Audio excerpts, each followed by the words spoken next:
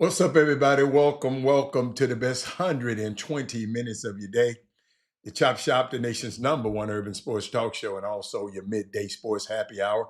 Yours truly, Robert Hatter, alongside Jim Hicks, coming to you live from Houston, Texas, but broadcasting all over the world via Facebook Live and YouTube Live. And today is Women Rock Wednesday.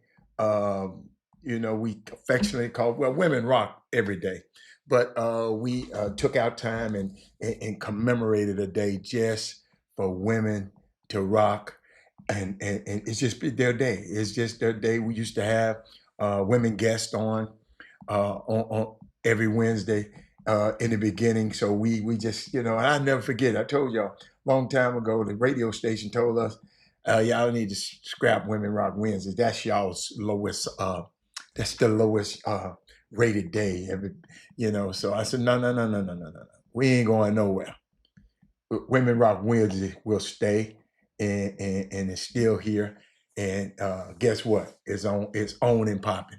Ladies and gentlemen, this gonna be a landmark day. Do me a favor right now. Let me get to sharing the show right now. Text, tag, and tell somebody I'm serious. I'm serious.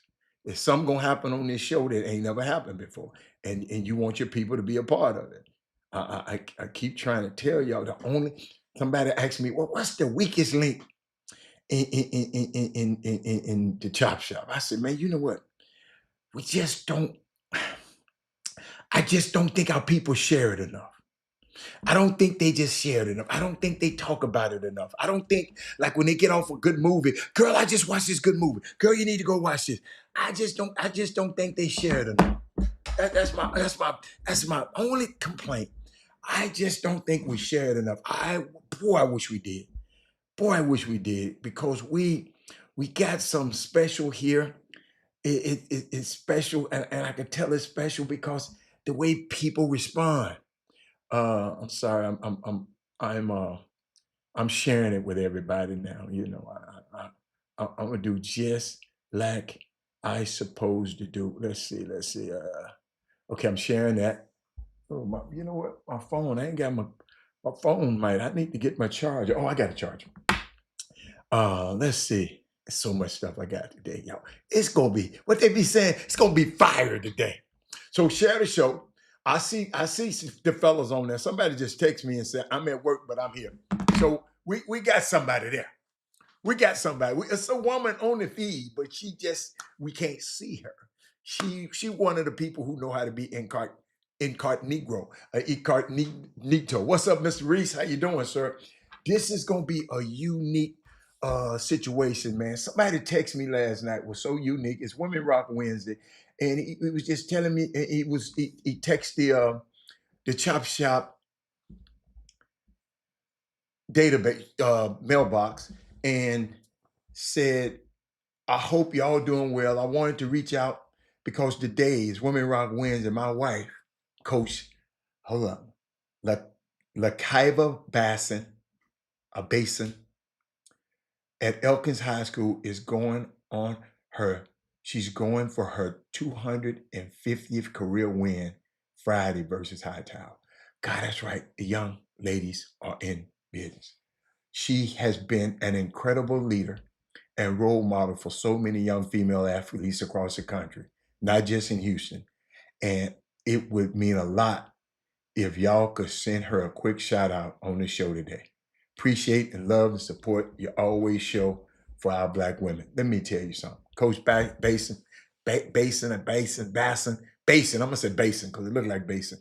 Hey, man, salute to you for recognizing how great your wife is and recognizing how you want her shouted out on this show. And we appreciate you. We appreciate her. Matter of fact, I can't wait to go see Elkins High School play now. The girls play, and I hope they in one of Jimmy's events. Hope they in one of Jimmy's events. The Elkins High School ladies, young ladies. I can't wait. They play Hightower this week, this Friday.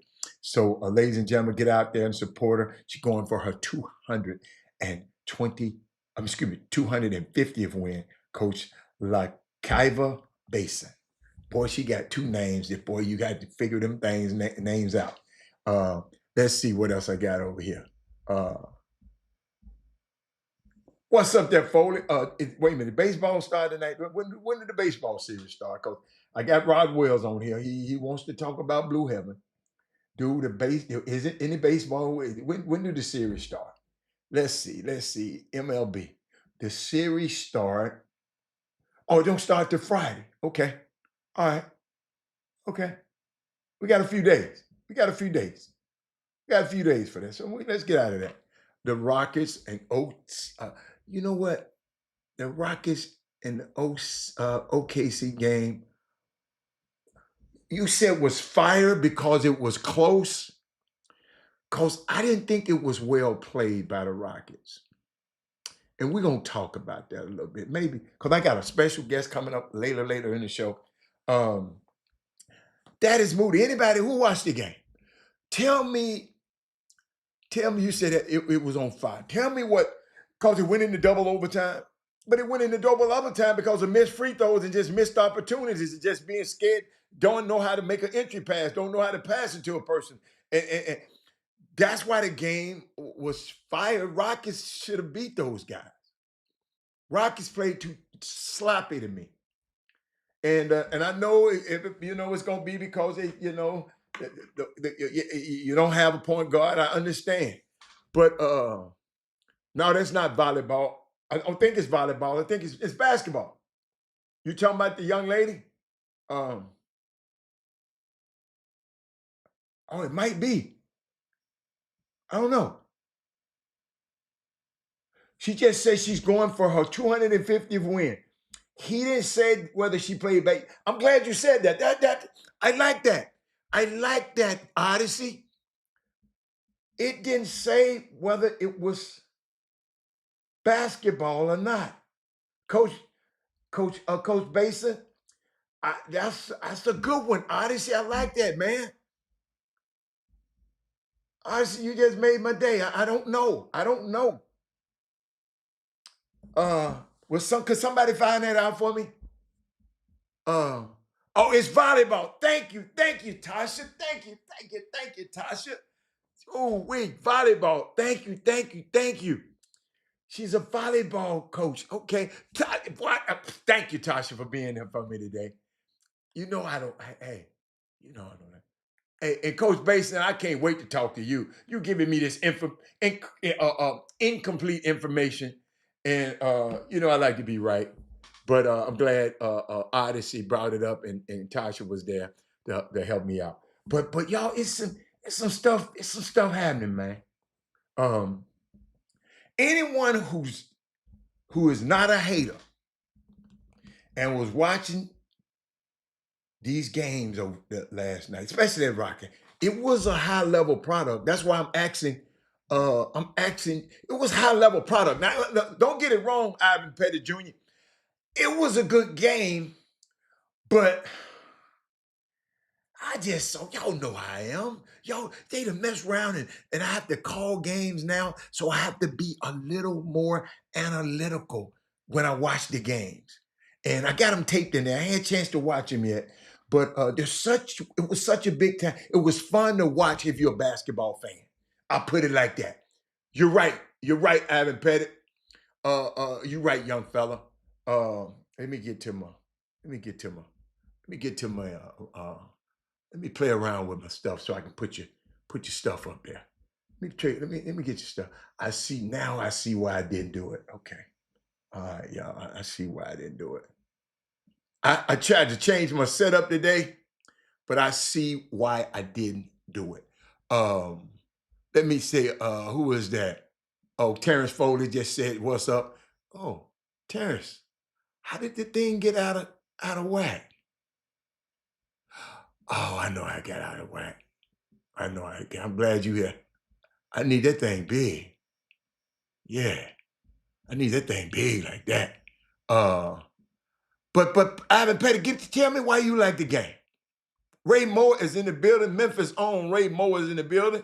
That is Moody said, "Happy Women Rock Wednesday" from the Windy City in Chicago. And thank you, Odyssey. and Miss Tasha, and cause the season don't start the next month for girls. Thank you, man. I'm glad you said that. I don't just how much I don't keep up with high school basketball. I don't. They say, hey, Robert, hold up. Ray Mo got something for us. Hey, Robert, I've been hired to coach basketball in Memphis, West Haven Elementary. We're creating an athletic program. I've been named the head basketball coach. My 38th year as a coach. Planting seeds, flowers coming. That's my main man. It's one of my best friends in the world right there, Ray Moore. Sengun should have had 50 points. He should have taken advantage of the smaller guards. He had enough. Kevin Durant should have did more. Sengun did all he can do. It was a little sloppy in the end. See, that's what you got to learn about basketball, man. NBA, high-level NBA games, it's going to go down to the last 4 possessions.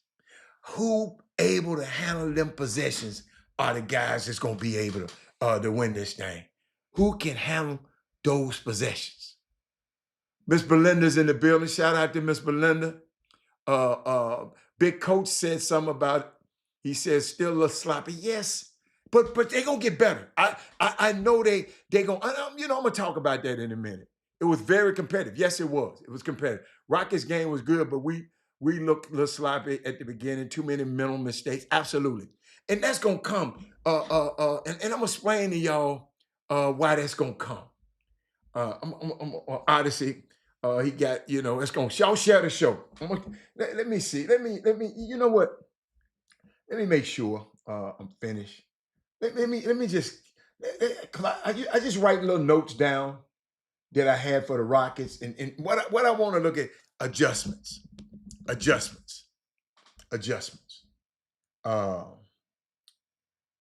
I'll go look at the stats later, but Reed Shepherd gave you nothing. Nothing. He was a relentless target. He was relentlessly targeted. There can't be somebody that we're relying on in a playoff series because he was like a cone. They was targeting him every time. They always attack wherever he was at in the zone. He was playing a zone. But see, y'all, this is what I don't understand, man. And I was watching the zone. I'm going to go watch it again. I haven't watched it twice. One thing I learned about basketball, when you play in a zone, you're playing a zone, but you're playing man principles. When you play when you're playing man, you're supposed to play help and zone principles. So if a guy in your area, you got to guard that dude. A guy in that area, Tyra Eason, going and slipping down, trying to go and force something that wasn't there. I mean, and they still had a chance to win the ball. Kevin Durant cannot miss that free throw. You make that free throw, we win the game. He cannot. What's up, Robert Young? He cannot miss that free throw. But Reed Shepherd is a cone, man. And what I mean by cone, it's like them guys put a cone in the middle of the street and they heat a cone and guys just run around the cone. And I know it's the first game, but I'm talking about basketball, right? Because I know Emi Udoka ain't gonna play that. He gonna fix that. But I'm talking about play and why they just let Shea play 1-on-1. This is the end of the game. Everybody know what's gonna happen. Did I put it up there? Watch this. Got him right here, Reg. He usually does that side step going back to 3. Watch his feet right there. He gets that hesitation just to get him off balance just enough as he knocks down his 12th point. Got him right here, Reg. Ladies and gentlemen, he loved to attack. He right-handed, but he loved to attack left. Send him right. He liked to go there so he can put the shoulder in you and back up. You can't do that going right.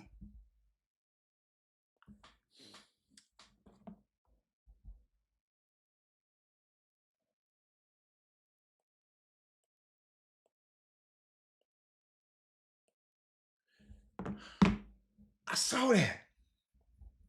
We let Shea just play 1-on-1 with him. KD got to fight for the ball. He just letting guys. Man, let me tell you something. Hey,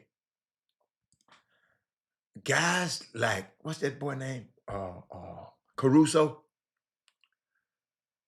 Oh, you like that shirt, Rob? Okay, I got to get you one. Guys like Caruso. Hold up, y'all. Hold on. So it's all over the back too now. It's all over the back. All over the back too. From Memphis with love. But I'm sitting there just watching, y'all. I'm watching the game. And something I saw too. KD got to fight for the ball. He see these dudes can't pass. A man can't pass, Reed can't pass a lick. Y'all, it's an art to passing. Young fellas learn how to pass under pressure. But Caruso, I promise y'all, I know how to get players like that back. They're gonna either I'm gonna use my body to really mess a guy like Caruso up. For real. I mean, I'm not gonna let him just be the aggressor on me. I'm just sorry. He said defensively make him counter by making him go a different way. Emmy got on Thompson at the end because he let. I don't care what she. It's too late to get on him in the end. And man, Thompson was a minus 11, so he was hurting us every time he was in the game. Let me go to Reed. Let me go over to Reed. Let me see what Reed was doing. Reed about the same damn thing. I mean, y'all. I mean, I love the game. But I just thought the Rockets, the whole game, I thought the Rockets, because we had Kevin Durant, I thought the Rockets was gonna pull it out. But Kevin Durant wasn't the best player on the floor. Kevin Durant was not the best player for Houston last night. Sengun ain't no joke. Let's see. That man was minus 11. Him and Josh Okogie was the Josh Okogie was minus 5. Tyrese was minus 4. That hurts your team. I'm gonna do more than play through his chest, homeboy. I just ain't gonna say it over here, but I'm gonna do more than I'm gonna do more than I'm gonna play through his mouth and his neck and his Adam's apple. I'm gonna play through all of it. Yeah, and hold up, in a proper way. But I'm not gonna just let him constantly beat it. I never forget. I never forget. I never forget. My son was playing this team. My son was playing one time, and they got physical with him. Usually they always put a football player on him because he just tied them little damn guards up in high school, and they always put a football player on. So dude kept doing. I don't know what happened. Robert kept looking up at me. I said, "Don't look at me." I said, "Give him what he asking for." That's my favorite word. Give him what he's asking for. You got to meet aggression with aggression. I don't want you fighting nobody, but give him what he asking for. If they want to put a football, play football. You play football with them. Match their aggression. But let me keep going.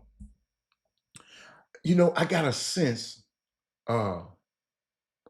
with Amen Thompson. I was just watching him. He got a little pouty. I don't know if y'all watch this. He got a little pout in him. Walking back and, getting the ball stolen and walking back and just walk and then he walk in to take the ball out and they didn't even the Rock is so unorganized. I don't know what the hell they been doing in practice. They leave him down there taking the ball out by himself, nobody down there. I mean, it's just a whole lot of mental mistakes that the Rockets were making last night. But what I saw with Emi Udoka last night. You saw it? Okay, somebody else saw it. Gary Carter.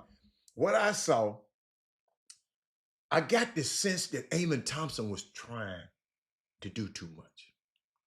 He been working out all summer on stuff, and he said, "Now it's time. I'm finna show everybody what I got." As opposed to just playing basketball. He got the worst entry pass known to man. My old ass will jump in the lane and go dunk on that one. I might have an Achilles tear or something, but I'm gonna try it because he just balloon balled and balloon ball the thing, pick six the ball. Him and Reed Shepard, they was just trying to get rid of the ball. And these pros, Reed Shepard was the third pick. But as opposed to playing Bartholomew, Gary Carter, Ray Moore, he just wouldn't play. You know, if you're a basketball player and you're getting minutes, opportunities will find you. Brandon Weefall, opportunities will find you. You don't have to press it. Let it find you. If you keep being active, the ball gonna find. The ball got energy. The ball is gonna find the energy. I talk about that when I commentate the game sometimes. The ball's gonna find the person with the energy. Let it find you. Man, you can run a pick and roll and get downhill. You can get the ball. To certain people. You're gonna get you a few offensive rebounds, get your transition bucket or open three. That's how you get in this game. It just looked like you was just doing too much. They don't need all this old pure point. Fred VanVleet is not a pure point guard. See, why y'all? What would a pure point guard have done? Sir, let me put this bigger. What would a pure point guard have done? Because Fred VanVleet is not a pure point guard. So you said they needed Chris Paul? I get tired of people just explain to me. They lost by 1 point. Excuse me. OKC ain't got no pure point guard. I'll wait. All you pure point guards, come to the front of the room. All of y'all. Come tell me what the hell y'all mean about a pure point guard. A pure point guard. Tell me who got one. I'll wait. Low key, he always been that way. I never understood him when I watched him at OTE. He just not, y'all, just because you're athletic, just because you can jump high, don't mean you know how to play back. And Kevin Durant, dumbass, called a timeout. He was damn near gonna be, he was almost gonna be Chris, what's the boy name? Chris Webber.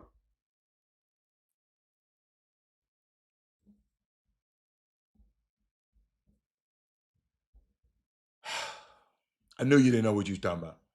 How my dad used to tell me that. The ball would find you if you're moving and playing the right way. The game would hey, man, I've done watched so much basketball, man.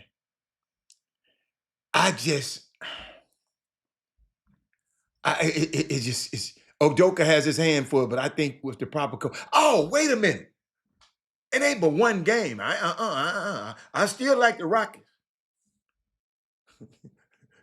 Don't get it twisted. I still like the Rockets. But Fred VanVleet ain't no pure point guard. He's experienced. He got championship pedigree. That's what we missing. We got two guys that can't, shit. Me and Thaddeus Moody probably can trap them. They ass into throwing it away. And Caruso knew that. The game awareness was horrible. Absolutely. Hey, let me tell you something. I'm gonna tell you how easy it is. I'm gonna tell you how easy it is. I hope some young people watching me. Man, just get the ball to your best player. Keep getting the ball to Şengün. Keep getting it to Kevin Durant. Steven Adams, if you miss another damn layup and you're 7 foot, we gonna have a problem. Set your big old sorry New Zealand ass over there on that bench. If you keep missing, you're 7 foot, can't miss another layup. You can't let nobody knock the ball out your hands. Off your knee, no more. Kevin Durant, you can't miss free throw. You're a 90, 40, 50 guy. How the hell you missing a free throw in the money game, in clutch games? And then calling a timeout. They almost, boy, Zach, what his name? Zach Zorber, that ref, saved it. Saved it. But let me keep going. What was that? I was just writing notes, y'all, last night. What did I say? The Rockets guard play is just not that great right now. Because they won't do the simple things. They didn't have to do nothing great. Just fend off the defender and make a right. Evidently, y'all, we got players that can't make an entry pass. And y'all be around here mad because my son ain't getting no D1 looks. My son ain't this, my son ain't this. My son ain't getting the looks that he want. Don't matter. Don't matter.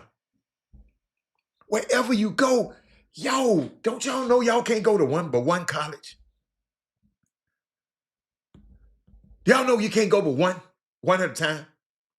You can't be rolling 2 colleges at a time.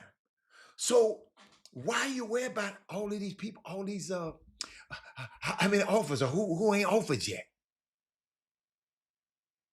You better go be the baddest dude there, and then them folks will pay you. Like Caden Pierce went to the Ivy League, and now everybody's standing in line and paying. And he went to the Ivy. You can control the tempo. Y'all, they lost by 1 point. So you saying if they had a point guard, they'd have won by 40. What you saying? If they had a point guard, Bartholomew, it wouldn't have been no different. But man, y'all remember this.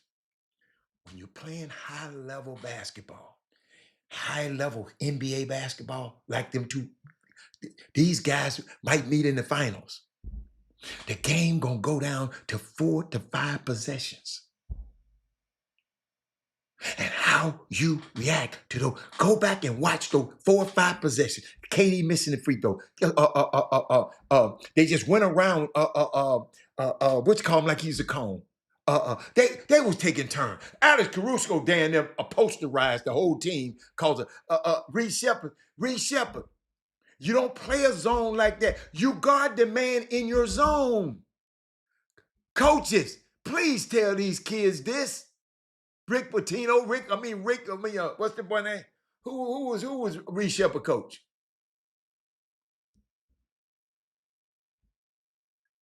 If he in your area, you got to guard him man to man. Steve Adams, Cone. They're relying on Thompson. He can't shoot. I told y'all that the other day, then I came back because he had hit a couple shots. But they laid off him. He's an athletic wing. He's incredibly a defensive player. Don't get me wrong. He can get down here. But right now, ladies and gentlemen, Reed Shepherd does not look like an NBA guard right now. Reggie Simpson, you saw the game.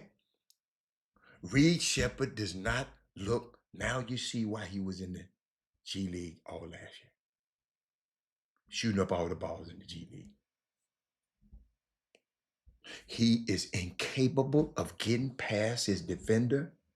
Just last night, he doesn't look confident with the basketball. He was picking the ball up in dead man's corner near half court.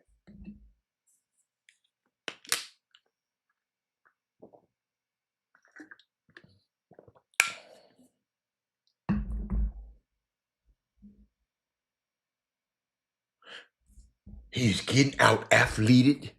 That's not a word, but getting out-athleted right now. He's a cone on the defensive end. They were abusing him, going at the rim. And the defensive possessions are breaking down with him. Y'all, we can have 4 guys playing pretty good defense. If one of them messed up, the whole defense messed up. That's why in college, the freshmen, it's hard for freshmen to get off the bench. So coach was telling me about a player who played for them last year. And the player, he transferred. But coach said, I want to put him on the floor, Robert. But all 4 of us is in great defense. 4 of the players are in great defensive position. And he's always the one out of position. He can't play. What's up, Tank? I didn't realize how important a person like Van Fleet is because of his experience. Reed just didn't look like an NBA player last night. Without Fred VanVleet, Houston will have to see. This is what they have to do. You have to play hard defense to rely on second and third efforts on the offensive end, like U of H do. U of H said, we know we can't shoot, but we can go get them rebounds.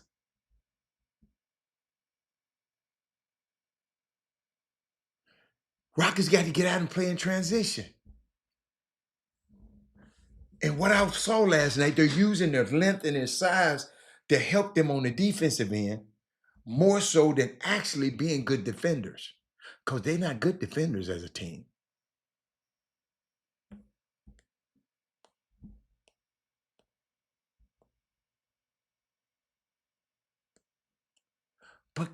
But guess what? Curtis George, you saying all that he ran up on those dogs and all that. Curtis George, right? He done ran up on them dogs and all that, right? And they still lost by 1 point. Curtis George. That was a one possession game. That damn Jabari Smith and Sengun. Y'all, we don't need KD every game. KD ain't gonna be able to give it. KD ain't the same. I'm gonna talk about that in a minute. See, what I saw, the Rockets wasn't sliding their feet. I can't wait to go watch the game again. They was just letting guys get to the rim, and they try to use their hands and their length to alter the shots, and it was working. But it's 4 possessions and a 4 to 5 possessions at the end of the game under the 2-minute mark. Those are the possessions that count.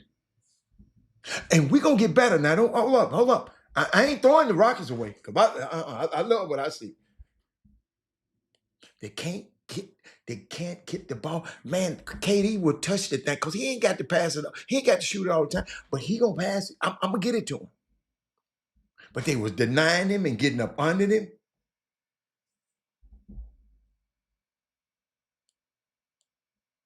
I was just thinking about KD play last night. They got to figure out how to get him more shots. He is not good, especially in late games. He was not good late in the game. And at this point, to me, right now, because y'all, this is a new team almost. I mean, they got some guys, but they traded away 2 guys that played the most.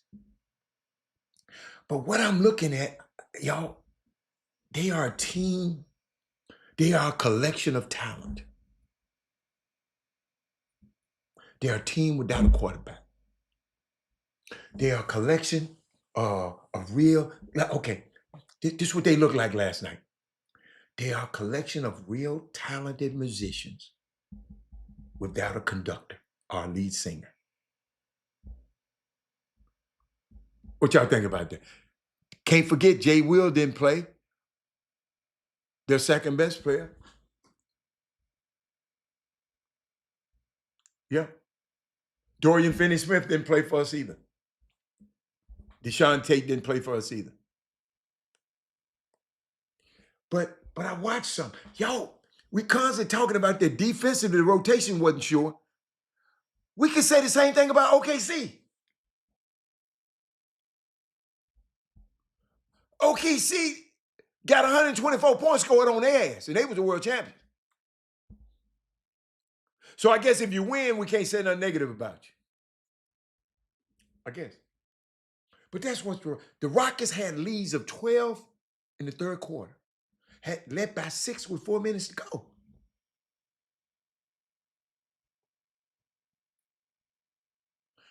Katie, he wouldn't move. You're right.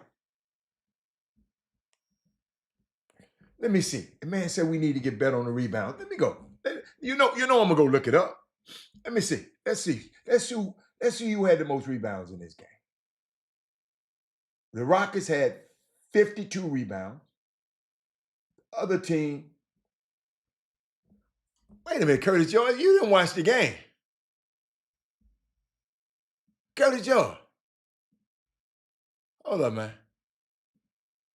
Oh, no, that was Travis Knight. I'm sorry, Curtis. Let me get Travis. Travis, come here, baby. Let me talk to you. Let me make that big. There we go. Let me make that big. Y'all, I changed. I did something to the computer last night.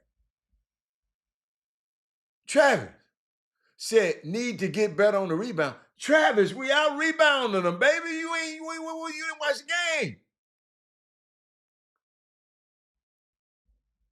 Travis, what you doing over there, man? Well, you got some of that medicine over there. What you doing? We out rebounding them folks 52 to 38. What Chuck said? Chuck said, had him. Hold up. Let me make it big over there, Chuck. Need Chuck. Oh, hold up, Chuck. I can do it like this. Yeah. Chuck said Rockets need somebody to settle them down late. It's just 4 possessions, Chuck. Chuck, you don't have to be a guard to settle somebody down. You can be a wing. LeBron know how to settle people down. Luka know how to settle. You don't have to be a guard.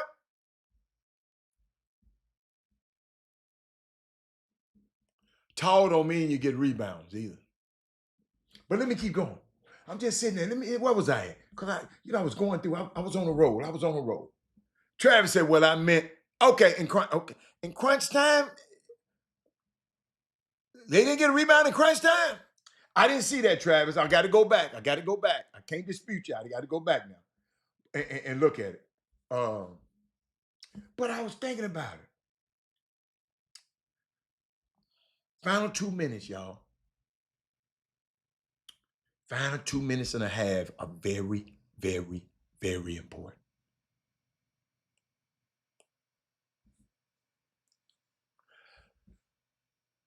Dude, they playing zone, Chuck McGowan. But I thought when you play a zone, I was told you're supposed to play man principles in a zone, and you play zone principles in a man-to-man. Well, I think the coach told me that a long time ago. But KD was lost. The Rockets just looked disorganized. He called a timeout. Ain't nobody said that but me. KD called a timeout that he didn't have. He wasn't bad. He just looked, you know what he looked like? A mercenary. Oh, wait. That's what Kevin Durant is at this point in his life. He's a 37-year-old gifted bucket getter. They are not going to look good late right now, y'all. Just help me. They just not right now. And I was thinking about Kevin Durant. His Twitter handle is Easy Money Sniper. And that's only because I can't get paid to shoot was too long. But I'm gonna tell y'all, Sengun is their best player. He about an 80% joker. He got a little joker in him now.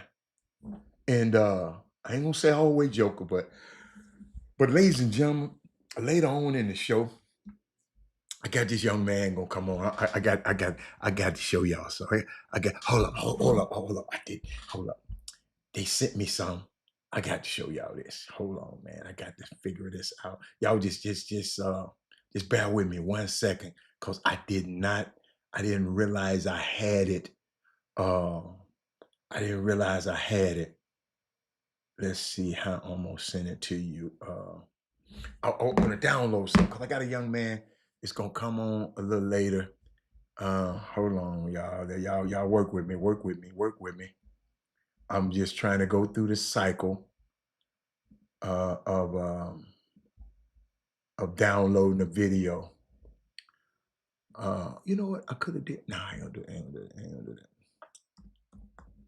I ain't gonna do that. I'm gonna just do it the way I supposed to do it. Y'all just gonna have to wait a second. Because we didn't talk about y'all. Hey, but don't get it twisted. The Rockets gonna be good. If you can play bad and lose by 1 against the world champions, the reigning champions, lose by 1, that ain't bad. That ain't bad, ladies and gentlemen. I'm just telling y'all. That's not bad. Get out of there. All right, I think I got it. Hit me, young fella. Let me get all this stuff off my screen. I can just put this one on the screen. I mean, where can I put this? Let me. Y'all, they got me. Somebody saying something. Melanated golfer. The overweight. Okay, what's up? Women Rock wins a shout out to Jelanda Jones. Why should we shout out to Jelanda Jones? What did she do? What'd she do? Tell me what she did, Travis. Give me something. Let's shout out, but give me something that she done did today. Did she do something? Him a young fella, y'all. Watch this. Isaiah Martin, a candidate for the 18th Congressional District, was removed from the hearing. At one point, he was taken to the ground. Fuck being rational, give them what they asked for. Donald Trump runs this body. And ultimately, what we need in this state are people that have the cojones to actually go forward and call this stuff out. Oh, I didn't know it had all that damn music in it. I didn't know it had all that music in it. But I'm gonna play this.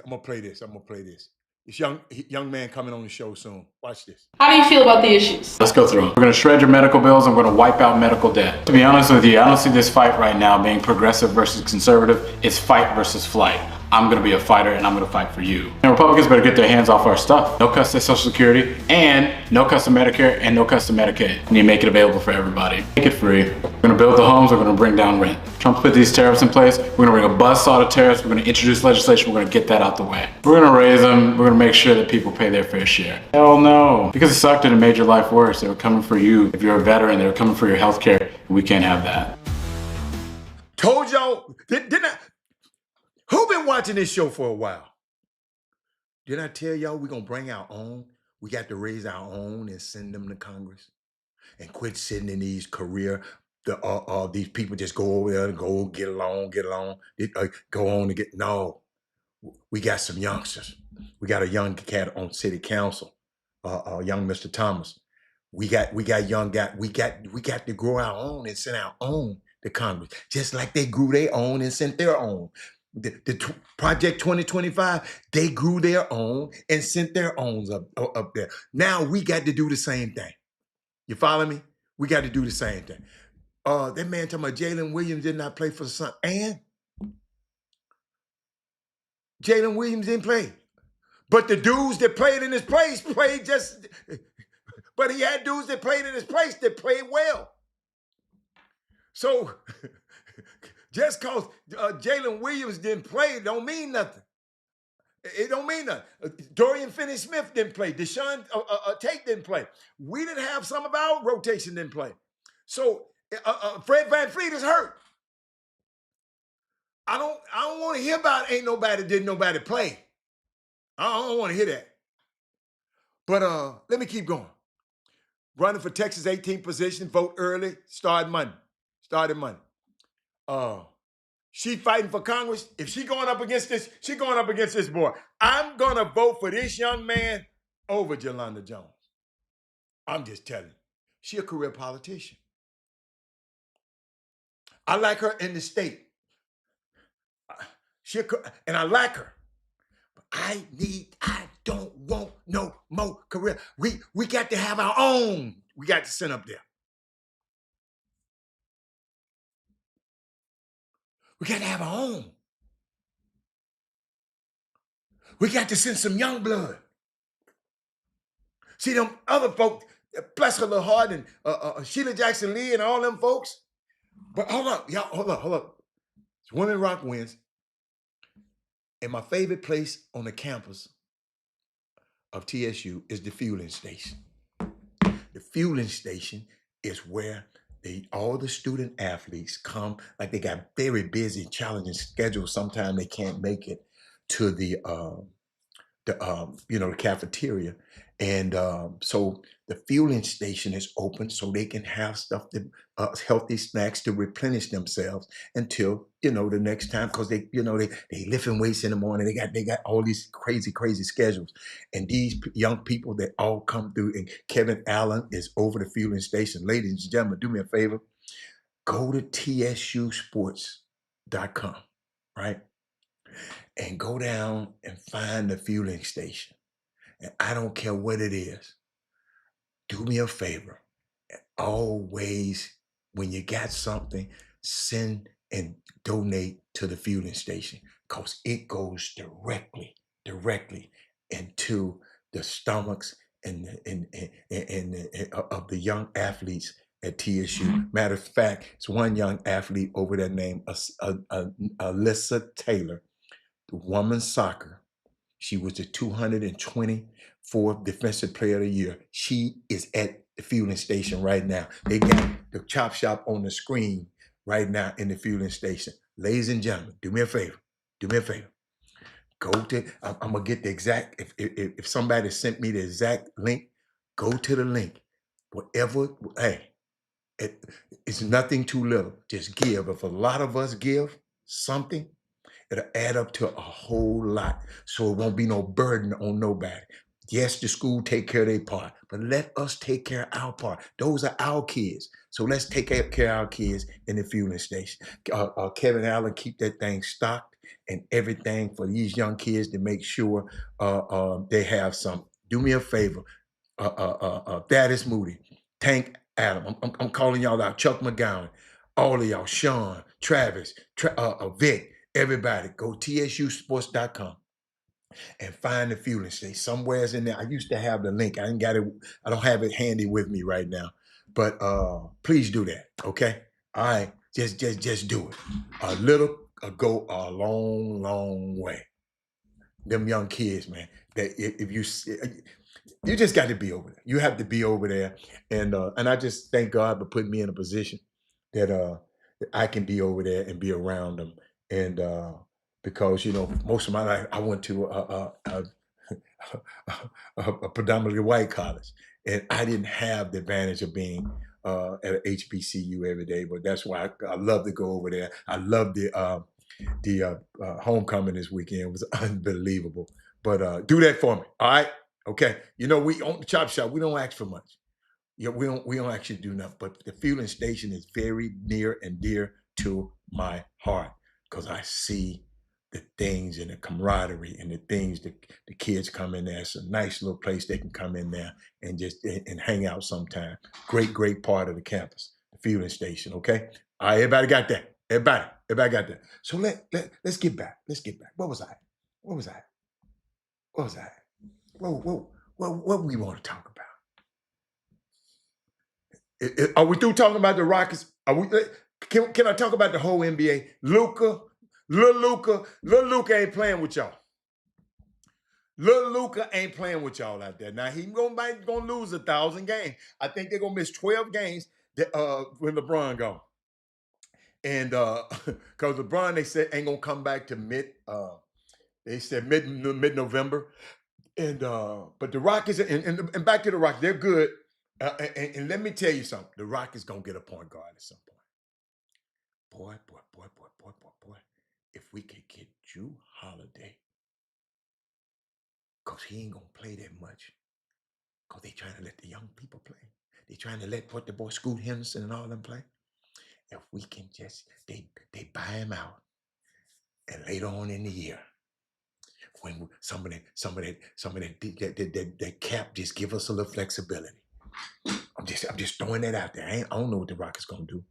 But we got Malcolm Brogdon. He retired the other day. We can get him for a wing and a prayer. He was doing good in New York's camp. Y'all, I'm just thinking about something, because Reed Shepard just ain't got it. Who injured their groin? Who injured their groin last night? Hey, y'all, excuse me. When you put something on the screen, put the name up there. I think he injured. Who injured? I talked about 5 players. Who injured their groin last night? Who? Tell us. I'm like an owl. Who? But let me keep going. You know what I like to think about though? I thought about it. I like Reed Shepard, but he has to show me why they use the 3rd pick overall on him. Luka hurt his groin? I didn't know that. I ain't seen that, man. I have not seen it. Alyssa, shout out to you, Defensive Player of the Year. Alyssa Taylor. Y'all better remember that name. At the end, somebody, but people be texting me while I'm on the phone. He said, Luka got hurt and ain't nobody text me. Hold up. Ooh, wait a minute. Hold up. Man, I don't know if that's true or not. He said that. I didn't say that. Because somebody would have sent, I would have.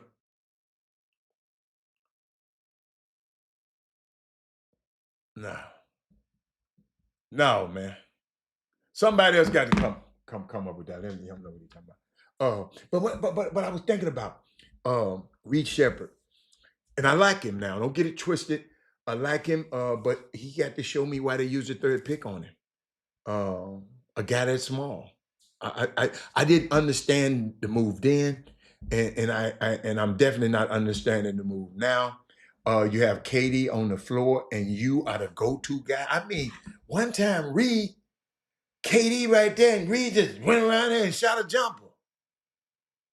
Now, Reed, you got to make them, son, if you're going to do that. Shepherd has to take the challenge of one to defend. I didn't see effort. Yeah. What's up, Dan Morris? Hey, Dan. And then in one possession, he not looked KD off, but if KD on the floor, man, what the hell you shooting the ball for unless you wide open? You shouldn't be trying to make no shot. And I didn't like that little floater push shot on the baseline. Man, what are you doing? But I ain't mad at him. I ain't blaming him. Because guess what? The coach put him in the game. See, y'all, we got to learn, too. When we be mad at these players sometimes, the coach put him in the game. Let me see what else happened. What else?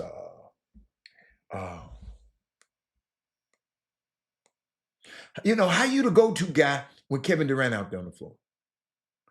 And to the people who don't know, if the ref does not acknowledge your timeout, it's not a timeout. So, you know, them folk were going crazy after the game. But the only you know what got me? I'm watching Sengun is tuned in. Man, these foreign players be tuned in, man. Watch this. Two of America's best, KD, Jabari, was calling the timeout. Sengun, no.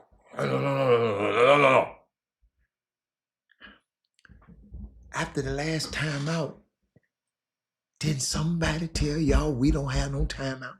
Y'all, these pros now, and y'all always talking negative about these high school kids and these college kids, the mistakes they be making, and he ain't this and he ain't this. His IQ ain't this and his IQ ain't this. Hold up, y'all. Kevin Durant,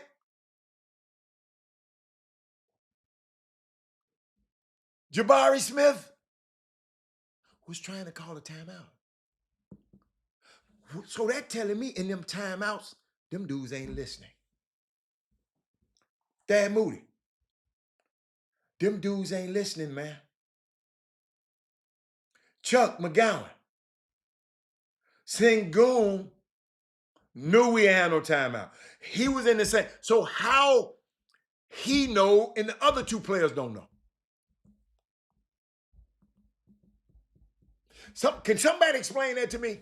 Can somebody call a coach and text a coach and text? I need somebody to talk to me on this one. Coach, this is just my assessment of the game. Not my opinion, my assessment. Got you that time. My assessment. Could somebody help me? Hey, I got any coaches out there? Jabari Smith, Kevin Durant, Sengun. We ain't got time.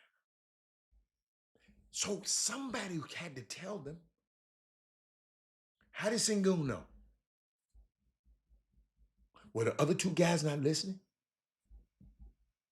Y'all know I can't wait.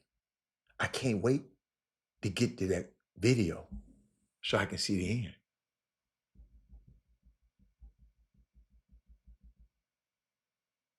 Well, the other two didn't say nothing either, though. It was just those two. So it was 3 players didn't do it. It was those two. They weren't listening in the huddle.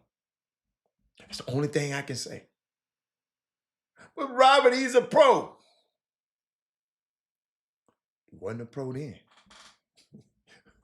He did some unpro-like stuff. Let me see.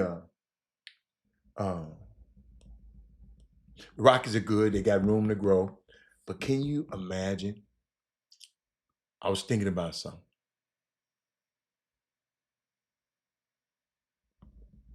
Hey, man, if one person, 3 people got it on the floor, that means the coaches told them. Kevin and Durant and Jabari got caught up. I don't know what the hell they was thinking about. But can you imagine Kevin Durant beginning the night by watching his former team raise their first ever banner? They introduced him in the starting lineup. He gets booed. Steven Adams, they didn't boo Steven Adams. And the game ended. And then the game ended in him pulling a Chris Webber. I'm kind of glad the Rockets didn't win that game because they've been talking about, man, the Rockets, they cheated Jack Zorba. Yeah, it would have been crazy. How rough would that have been? I got a question. Are the games taking too long? Are the games taking too long? Because those last 2 overtime, they lasted 35 more minutes.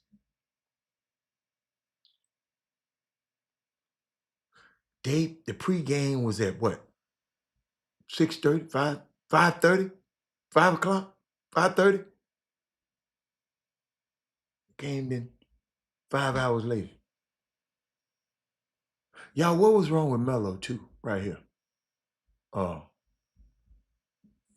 me make it big. Why everybody had a suit on and he looked like his ass just going to the club?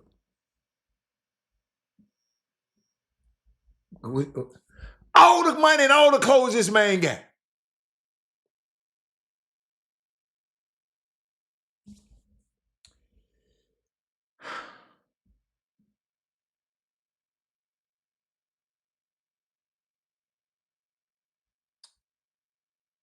I'm a little nitpicky because I heard him interview last night. They asked him a question. They were decent. They were decent.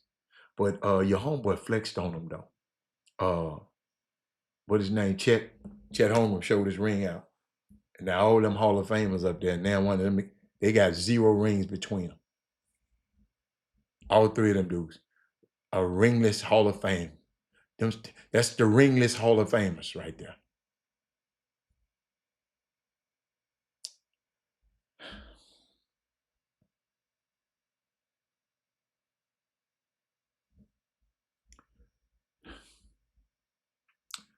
This man right here is the Mr. Excuse Giver. Right. Yeah.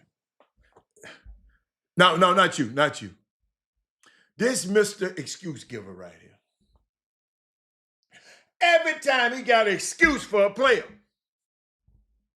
He got an excuse for everybody. That's how he dressed in the pro. I don't give a fat rat's behind why he dressed like that in the promo. I'm talking about right here. Let me make it big. He might well be playing with Jabari. He got a warm-up suit. And you telling me that I don't care where he shouldn't have dressed like that in the promos.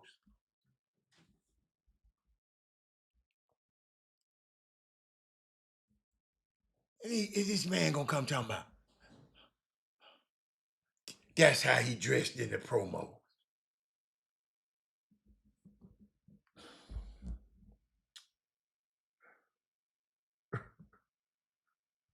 And Melo, whenever you reference someone, if you're gonna be on TV, whenever you reference someone for the first time, use their name, the whole name.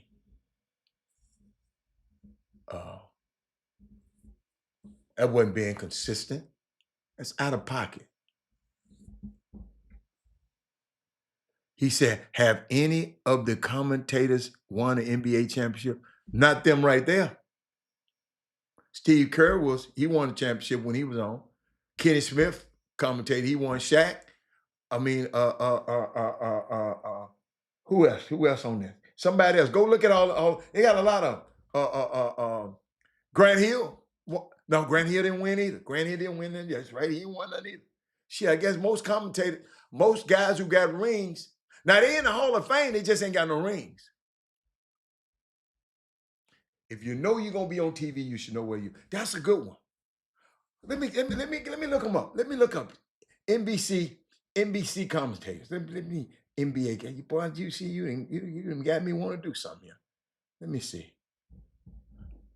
Oh, you talking about no, ain't now one of them. No, ain't now one of them got no ring, man. You didn't know? Let me put them back up there for you. Let me put them back up there for you. Melo ain't got no ring. Vince definitely ain't got no ring. And Tracy McGrady definitely ain't got no ring. But they Hall of Famers. So you don't have to be no rank, to have be a Hall of Famer. You don't have to have a ring to be a Hall of Famer. That's what I meant to say. Got tongue tied. Have ESPN got to step it up? Cause this NBC thing was kind of good last night. I kind of like that. But I thought Melo thought he was still on this damn podcast. Man, he dressed better on the damn podcast. Yes, he dressed better on the podcast. Melo. D Wade got a championship. D Wade in there. Reggie Miller Reggie Miller ain't got no championship.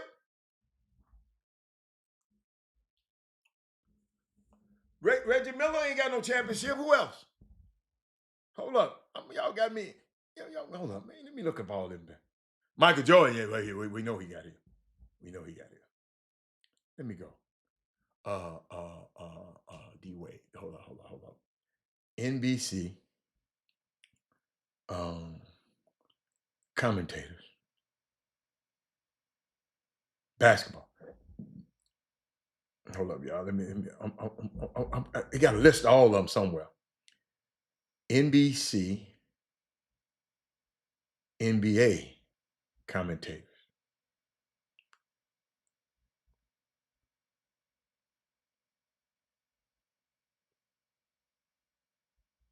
Let's see. Let's see who we got. Maria Taylor was sharp. Mike Tirico was sharp.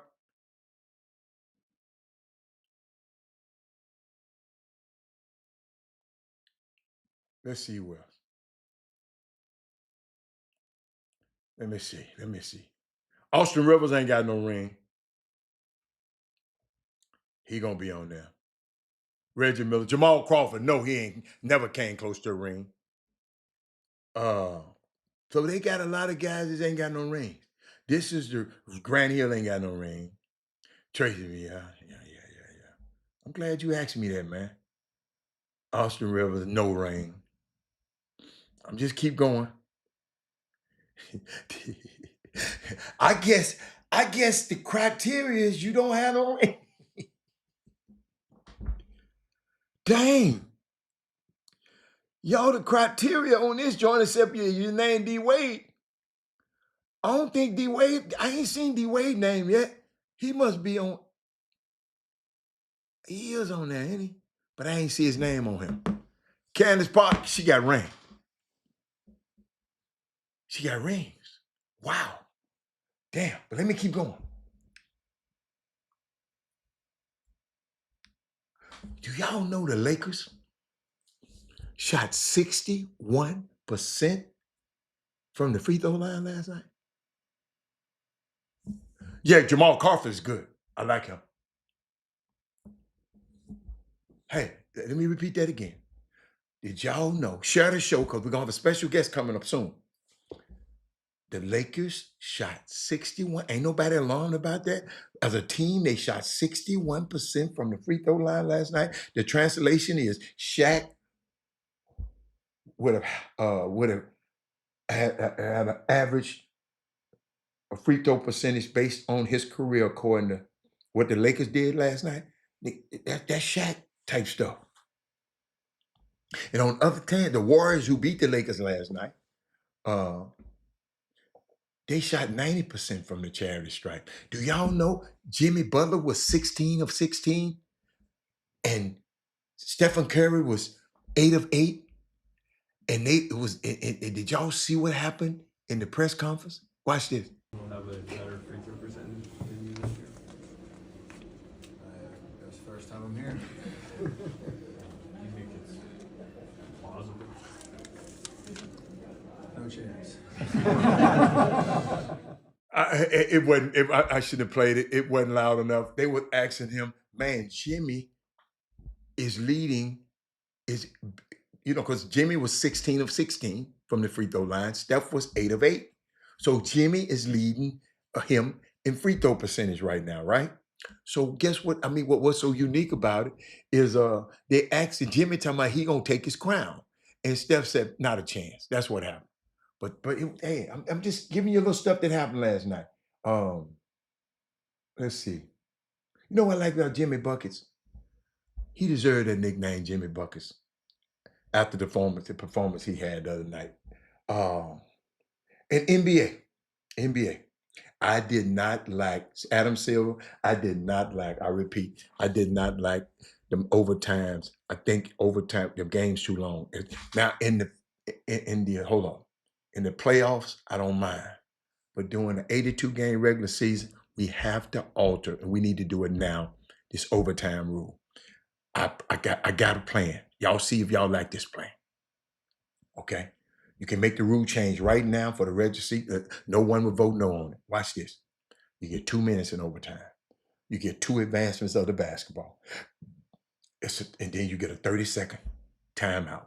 And let's go. All of that 5 minutes, y'all, it lasts between those 2 double overtime, it lasts 35 more minutes of a game. So guess what? Them players gonna play more minutes, and guess what? They're gonna be load managed in the next game. NBA, we can get on top of that right now. Let's get on top of that. But DeMarcus Cousins said something key the other day. I don't agree with him on a lot of things, but he said this.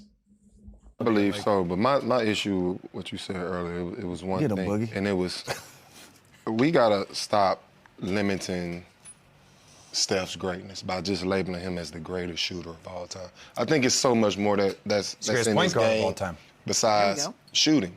Obviously, he's the greatest shooter of all time, but the way he finishes around the basket, the way he handles the ball, everything else he brings, the floaters, it's a lot more to his game besides just shooting. So I kind of get irritated when people just say, "Oh, he's the greatest shooter of all time." I think that's just what you think. There's so much more to his game. It's so much more. I think he's one of the best. He's one of the greatest small finishers ever. I was about to say, I don't think he gets the credit for his finishing. We always talk about Kyrie Irving and how he can finish. Yeah. We don't give Steph Curry the same amount of respect when it comes to him finishing around the basket. But he shoots the ball so well. When you change the game, when you evolve the game, and you make young kids around the world want to be you at 6'2" and 6'3", based on your shooting ability, that's gonna be a big part. People want to shoot like Steph Curry. People don't want to finish like Steph Curry. I just get a little irritated as far as he's the greatest shooter. Wow, no, he's great. He's also in general. he's also probably the greatest conditioned NBA player of all time. Absolutely. Like kids should try and emulate that too. What y'all think? You said that's pretty solid adjustment. And man, it was just too much last night. Man, I was tired. I wanted to see the next game.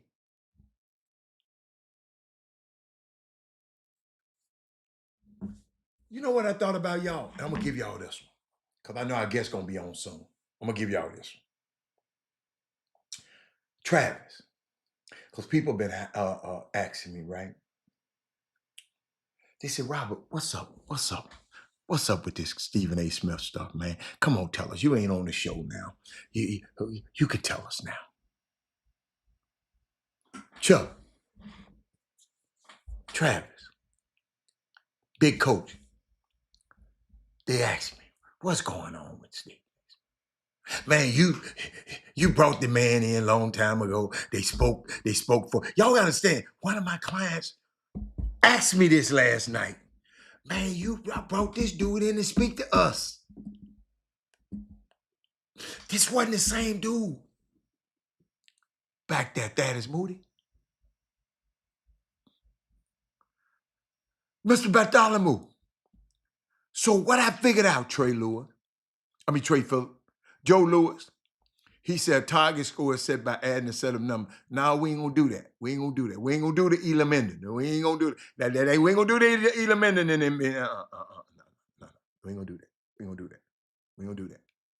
We ain't gonna do the Elam Ending. That man said the best conditioned basketball player was MJ. Why you say that?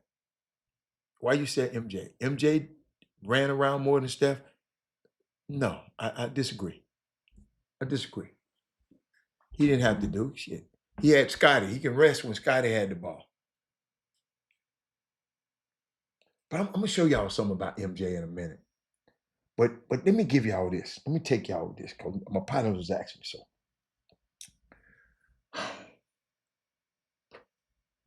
This is what I got.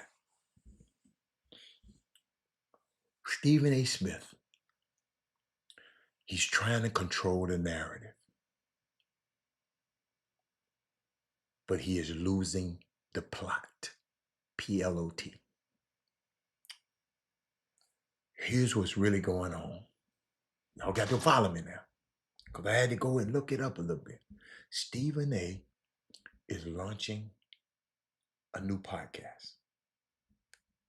He is trying to build a legacy media empire. He dropped his book called Straight Shooter in 2023, and he went on his book tour. But he didn't do it for book sales. He did it to reposition his brand. That was just a warm-up.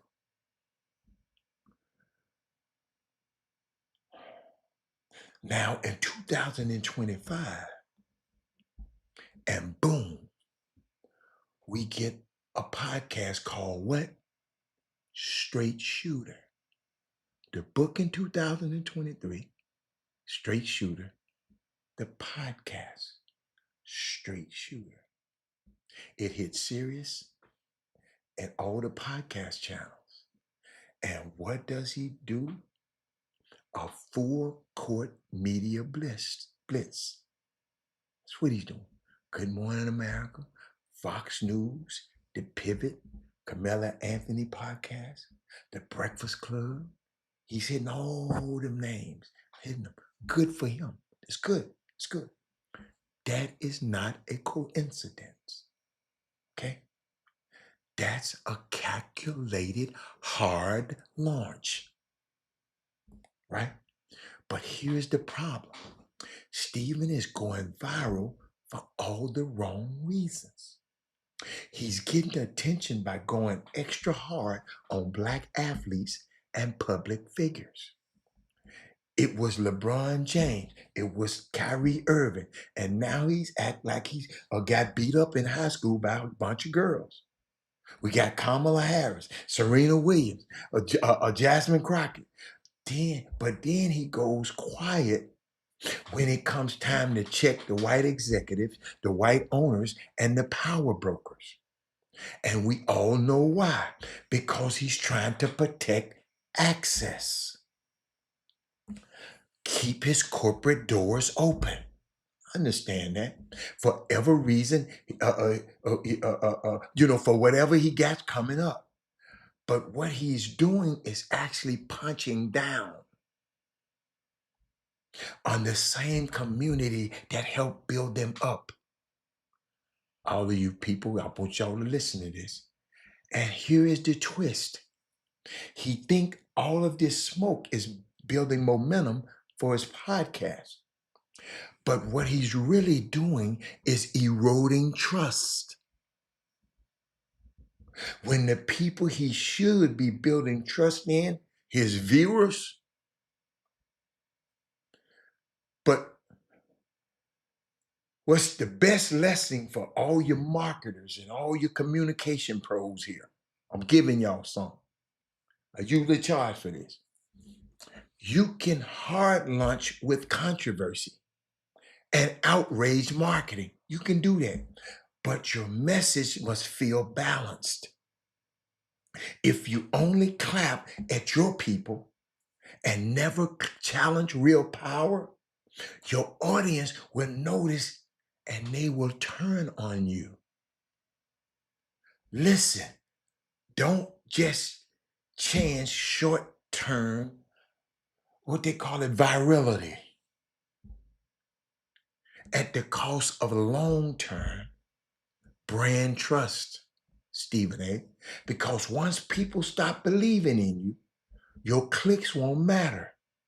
If you're building a brand, whether it be personal or business, I hope my young people, Extra Eyes Media and Gary Carter and them listening, when you're launching a new product, you need a real strategy. Listen, Stephen A. launch of his new podcast is pretty tight. I like the launch. He lined up the platform, the press, and all of the great moments. But the message, that's where he fumbled the bag. Because no matter how loud you yell, if people think you sold them out, they will stop listening. You feel me? If they sell you out, if you sell them out, they stop listening. Ladies and gentlemen, something happened yesterday, and I kind of mentioned it a little bit. And I didn't put it up on the screen. I got a few minutes. Something happened yesterday, and I got to share it with y'all. You know what? What I did, I had to study what he was doing. I had to study what he was doing, Mr. Bartholomew. Y'all, I'm trying to put some stuff on the screen that I should have put on. I should have put on last night, but I didn't know I was going to talk about it. So, but I saw something yesterday that happened because I mentioned this the other day, and then I'll also put this up there on the screen because I want y'all to see that OKC ring look pretty nice. Let me let y'all see them people ring. Let me let the OKC got a ring. They got a ring inside a ring because you know they don't like. Some people don't like to wear that big old thing all the time, right? So when you pull that up, they got a ring on inside of it. That thing is sweet. That thing is sweet.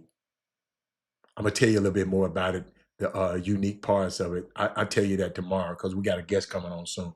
But ladies and gentlemen, I want to show y'all something, right? Yesterday was proof that two MAGA billionaires can turn off the internet. Remember, I told you we don't control these airwaves. But yesterday, something happened. First, this happened. GSA announced OneGov agreement with Amazon's web service. Amazon, Jeff Bezos, provided up to $1 billion in savings to accelerated IT transformation and catalyze American AI leadership. Hold up, that ain't it now. Got something else for you. Got something else for you. All this happened yesterday. Elon Musk ordered shutdown of Starlink satellite service as Ukraine overtook territory in Russia. These two billionaires can turn off the internet, ladies and gentlemen. I'm just trying to tell y'all, this internet we own, these people control this stuff. Watch this. Hold up. Got more proof? Pentagon silent on Elon Musk and Starlink risk as military use expands. The Pentagon is silent on it. I know y'all missed this. That's why I'm bringing it to you. I know y'all missed this. Y'all, when we have when we bring on Isaiah Martin, I want y'all to ask him about some of these questions right here. There's some good stuff for y'all to have questions. FBI and Drug Enforcement Agency are interested in Elon Musk Starlink. That's the satellite. Ladies and gentlemen,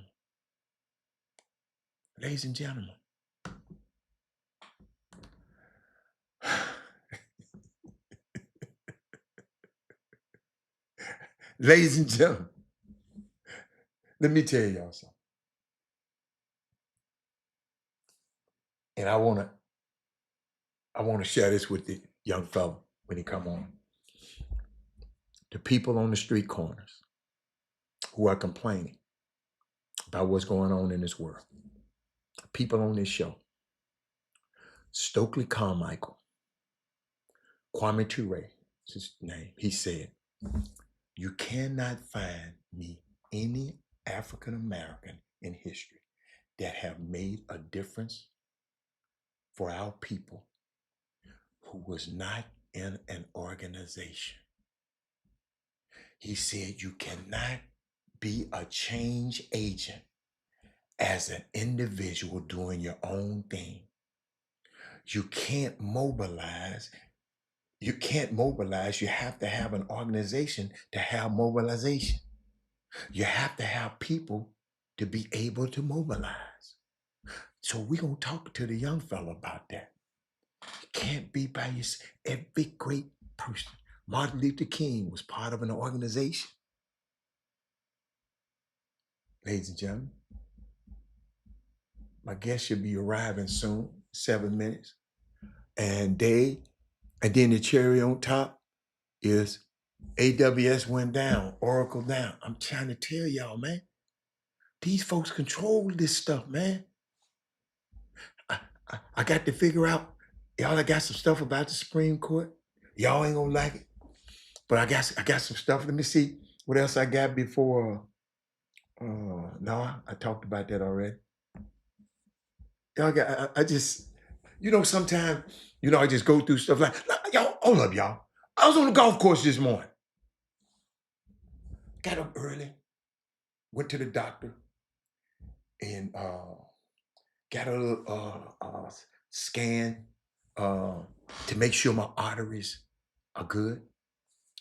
And so I went to the golf course. I'm over there. I got a sleeve that picks up the balls for you. It's a long tube. It picks up the balls for you. I'm on there. I said 2 billionaires, y'all. In the beginning, then I said 2 billionaires. Did y'all not hear that? Elon Musk, Jeff Bezos. Elon Musk, Jeff Bezos. Elon, Starlink, Jeff Bezos is Amazon. But let me keep going. Yo, listen. I got my balls are multicolored. It's got two colors. They got a special ball out there made by Strixon. They got 2 colors, and they're different. So when I go to the driving range, I do them different to let people know these ain't your balls. These ain't the driving range balls. This ain't nobody balls. These Robert Hanna balls. And they got my initials on them, right? So I'm up there practicing. And all my balls are setting up around the hole. Ladies and gentlemen, this dude came up there and started raking my balls that I paid for off in the corner so he can hit them. That ain't never happened to me. Vic, if I got a golfer on the feed,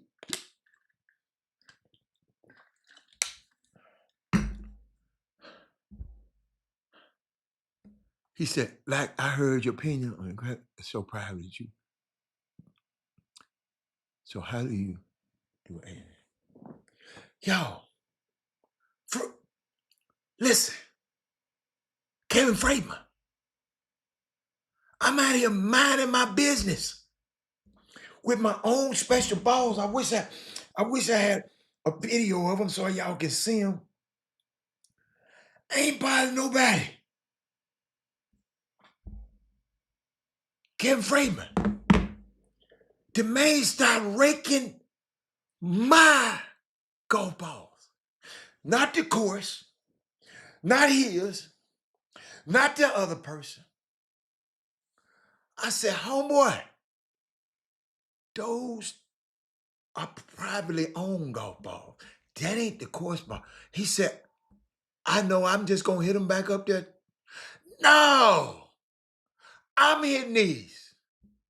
Who in the hell do you? old Dick Cheney looking ass dude. Man, I get it. I said, hold up. So it's another dude was down there. He said, did that man said, oh, did he said those were, listen, I told him those are private balls. He didn't care. I'm finna hit. I said, homeboy. Oh, well, I put them all over here for you to get. Homeboy, them folks think they own stuff. Yo, Robbie Young.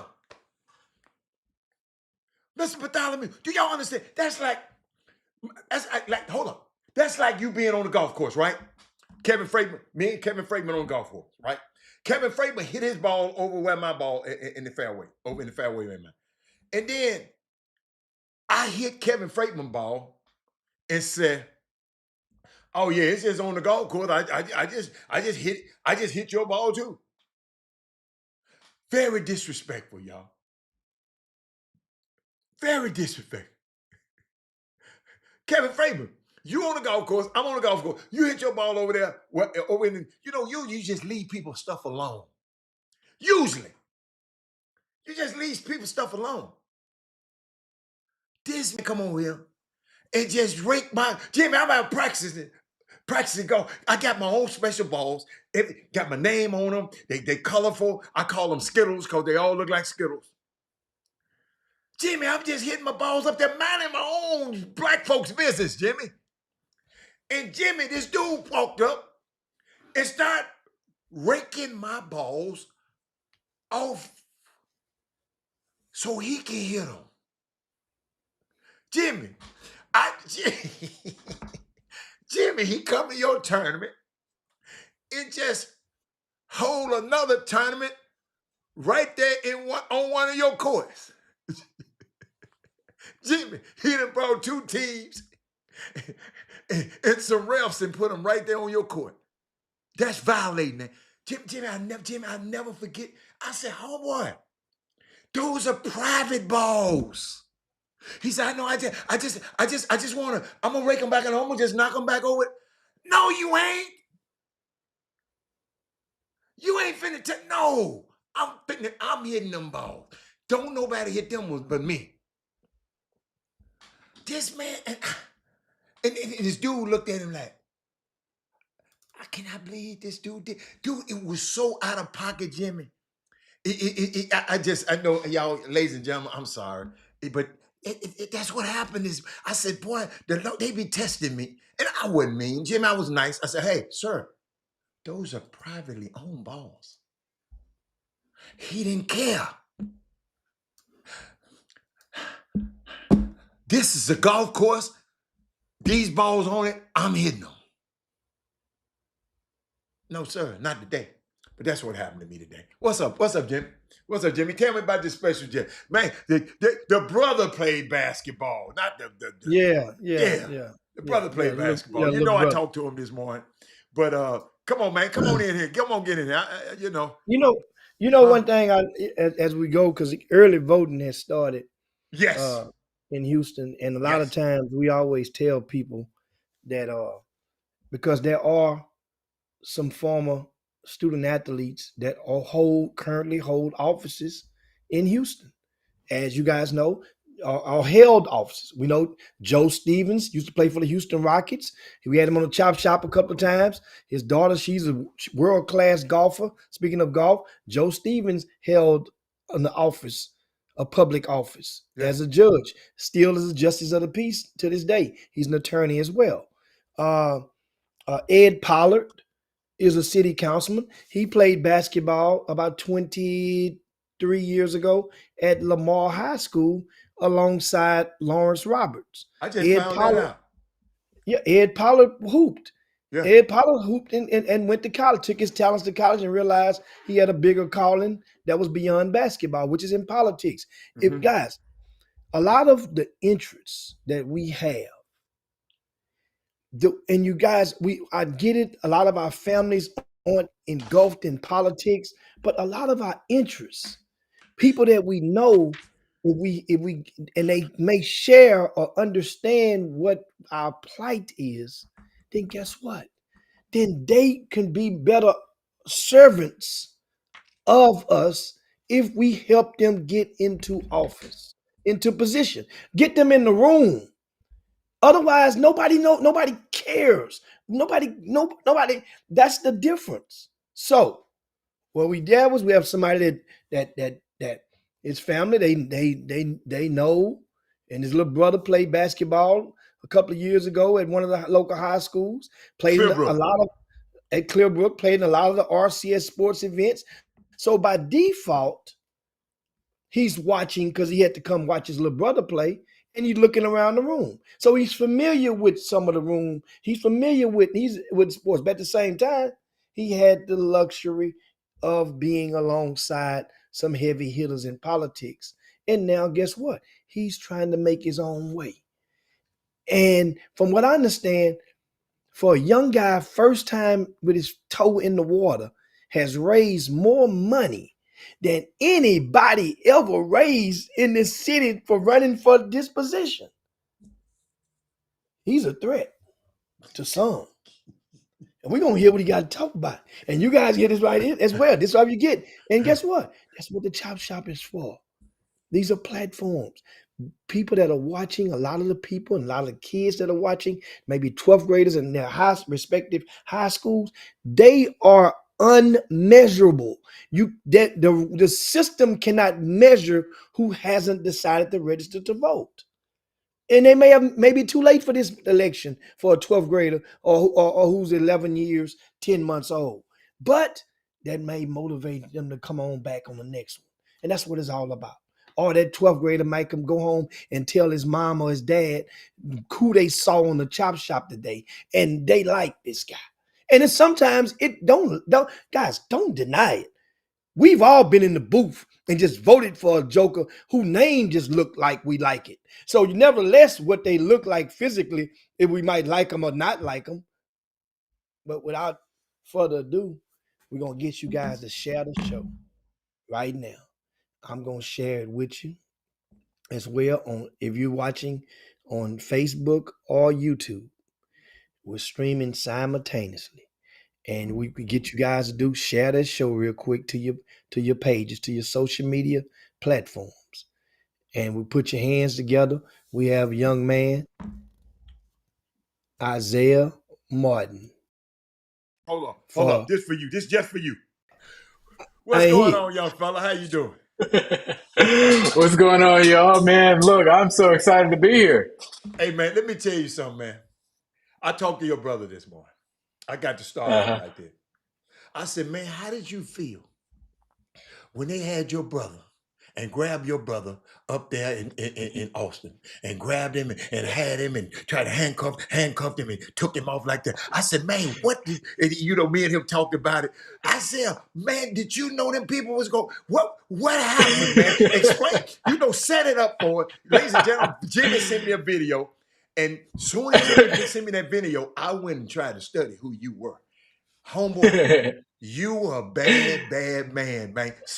He went viral. He went viral. He went viral. Y'all, he talking stuff. What the hell happened? What the hell happened? Man, that was some crazy shit. I ain't gonna lie.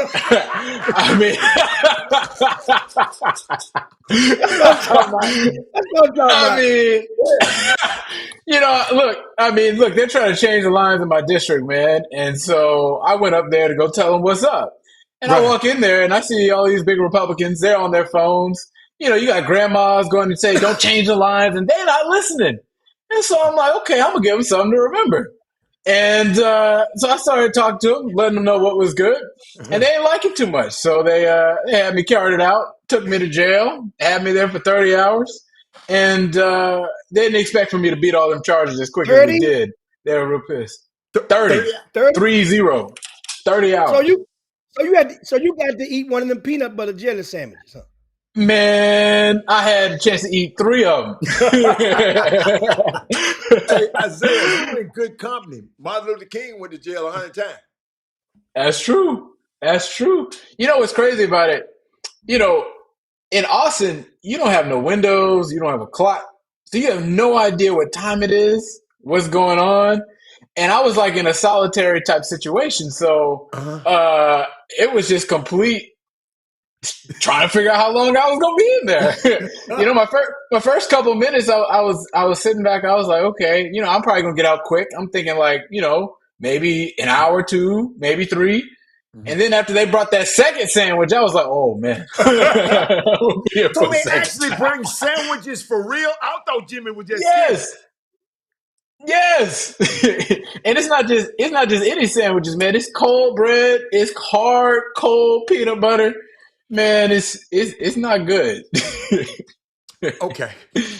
But before you came on, I played one of your you was talking about the issues. And I was thinking about you when I thinking about what Kwame Roland Martin was saying, that Kwame Ture, formerly Stokely Carmichael, he said to all you people on the street corners, all y'all complaining about this stuff, he said, you can't find me any African American who have made a difference for our people who was not in an organization. He said, you cannot be a change agent as an individual doing your own thing.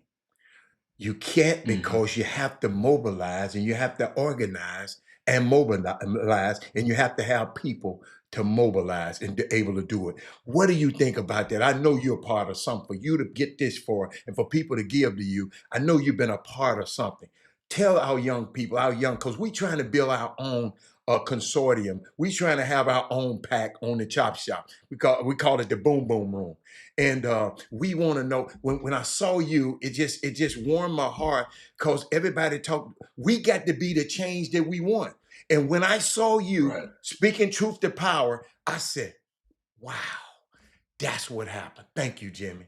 Talk to me about what I just said, about how you feel about it. You're 100% right. I mean, you got to have an organization to really be able to build change. I know for me, we have been able to outraise the field by just me, myself. It's not just me. It's a whole team of people that's behind me to really go and help, to push stuff out, to get our message out there, to get people that see it. I mean, because look, I'm not from the political establishment per se. That's not how I grew up. And so as a result of that, I had to figure out how to be able to raise more money than them. And I realized that if you can get thousands of people to come together and give just an average of $19 a person, you can take on the richest people in town, because they can only give so much.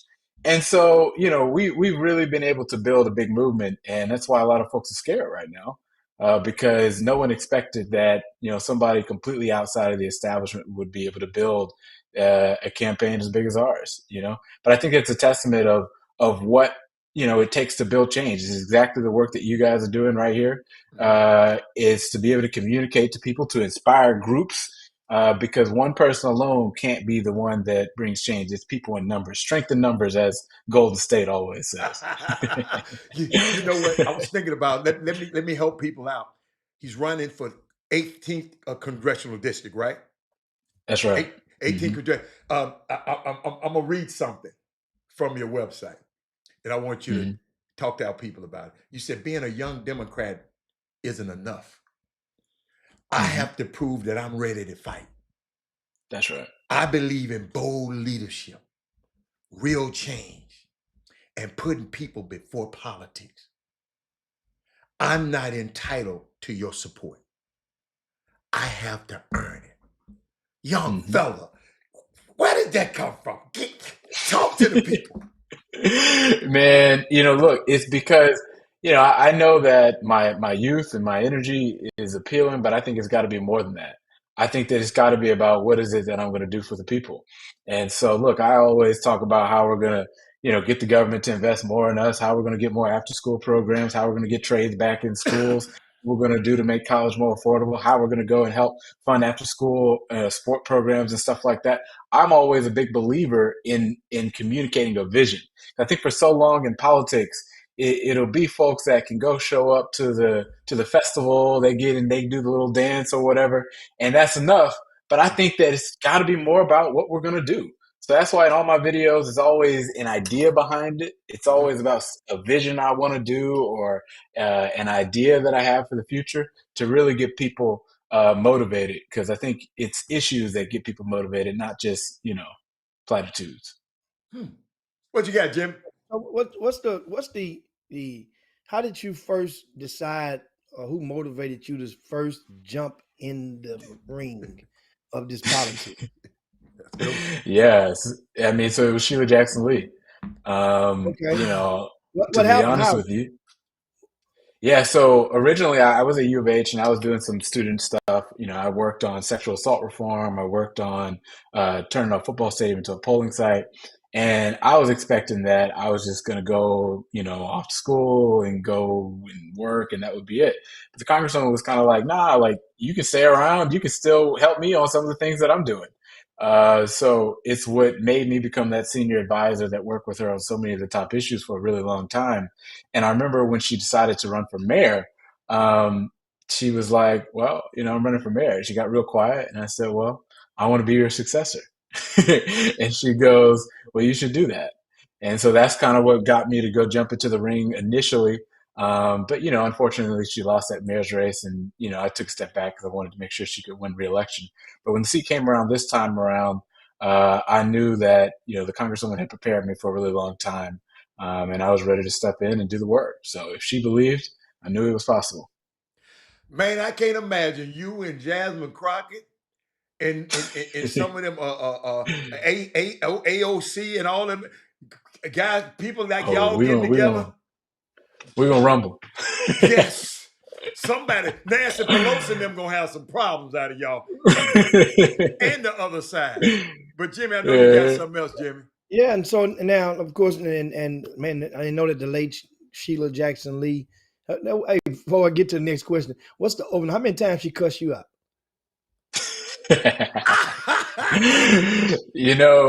To be honest with you, she didn't. And I know It sounds crazy, but she didn't. She now she definitely got mad at me a few times. I'll give you a good story. Okay. I've never told this story, but here we go. We're gonna tell it on Chop Shop. Okay. So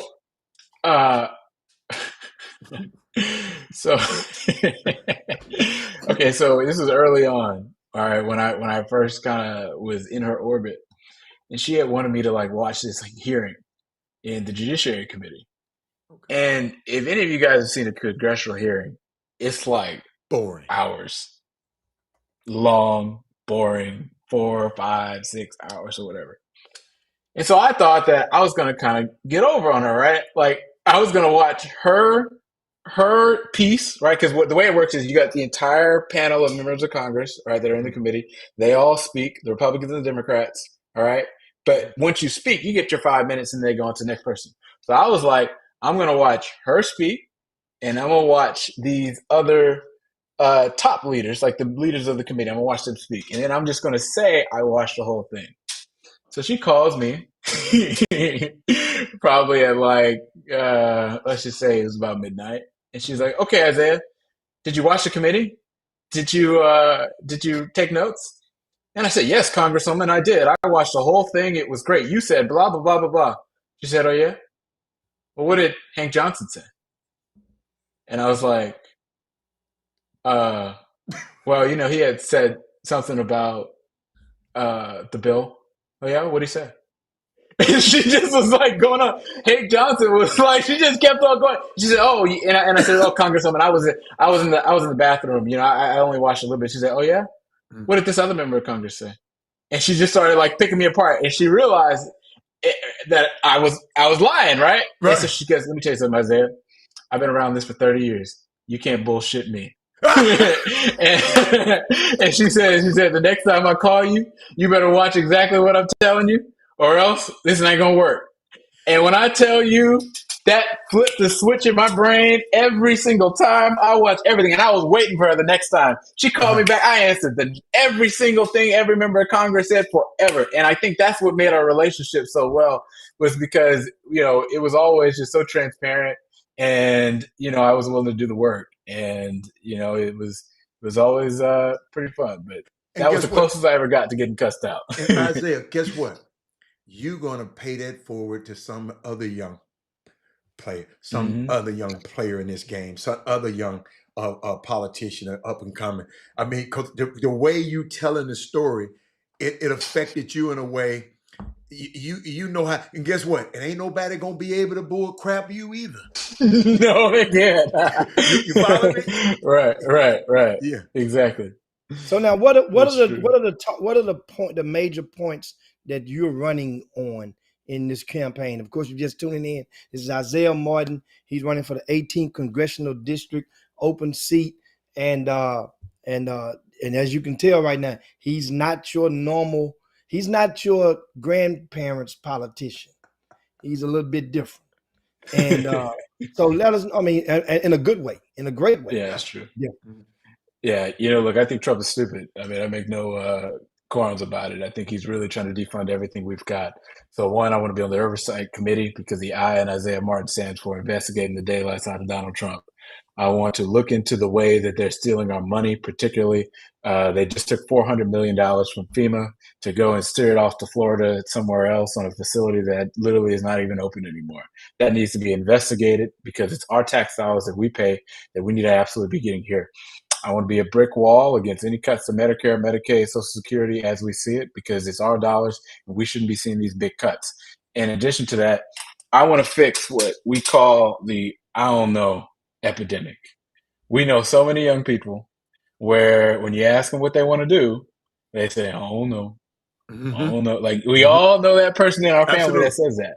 Mm-hmm. We got one of the lowest, one of the highest unemployment rates for those that are under the age of 25, and one of the worst rates. Less than 60% of the people that graduate in our district go immediately to college, full-time employment, or the military.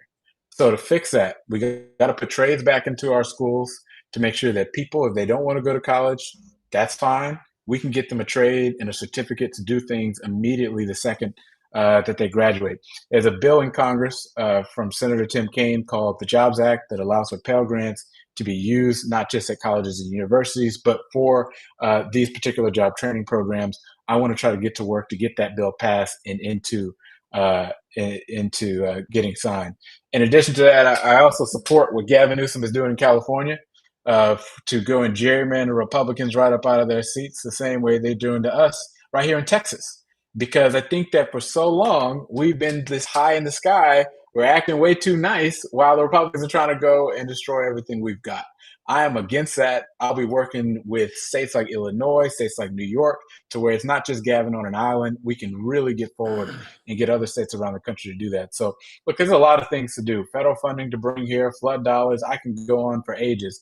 But to be honest with you, in summary, it's about being an aggressive Democrat that can go into Congress and really fight back against a lot of stuff we're seeing. Isaiah, I've been thinking about, because on this show, I campaigned for Kamala Harris. I've never spent that amount of money of myself. I gave Barack some money, but I went over it, and I was in the phone bank. I mean, I really was. I was all in, right? But I was thinking about something, and I want to know how you feel about this, because I studied the Heritage Foundation, the people who authored Project 2025, Kevin Roberts. When are we? They had their Project 2025. Where is our project? 2020, whatever. The reason I said it, because the person who authored it is a guy named Dr. Kevin Roberts, and I studied him. Isaiah, he had a PhD, right? He had a PhD. Guess what this white man's PhD was in? African American Studies. That's the guy, African American Studies. Kevin Roberts has a PhD in African American Studies? Hold up. And guess what? It might be from Phoenix University or something. Hold up. Hold on now. No, this is hold up, Jimmy. Hey, he's brilliant. Okay? Hold up. African American Studies and African American Resistance. He concentrated around the 1805s and the 1830s, right? The Haitian Revolution and Nat Turner's Revolution. He studied enslaved Africans' resistance. And that's the guy who authored the 922-page Project 2025. And if you go back and read a lot of the stuff, all he's trying to do is undo integration. Right. But they had a plan. This is a 20-year plan. He didn't do this overnight. He did this 20 years ago and found the right candidate to listen. And the MAGA movement, and put their people in place so they can enact this particular plan to take away all them protections you've been talking about that we've been fighting for since the 60s. And I just wanted to give you that information, and maybe you knew, but that's I didn't know that. where are our intellectuals just thinking like that for us, our doctors, our PhDs. You follow me? So here's the thing. I didn't know that I know who Kevin Roberts is. I didn't know he had a PhD in African American studies. That's actually wild, but it does make a lot of sense. Ultimately, I think one of the big problems that we have in DC, because I've been there for a while, right? I know how it works. Is that, we got a lot of different groups that have their own plans, but there's no like synonymous like consensus of where one's going. And I think that's a big problem. I think that ultimately we should all get all the groups together and say, look, let's come to a consensus. We ain't going to be able to agree on everything, right? But if we can all get maybe every group to give 2-3 points or whatever, so we can go in with a plan.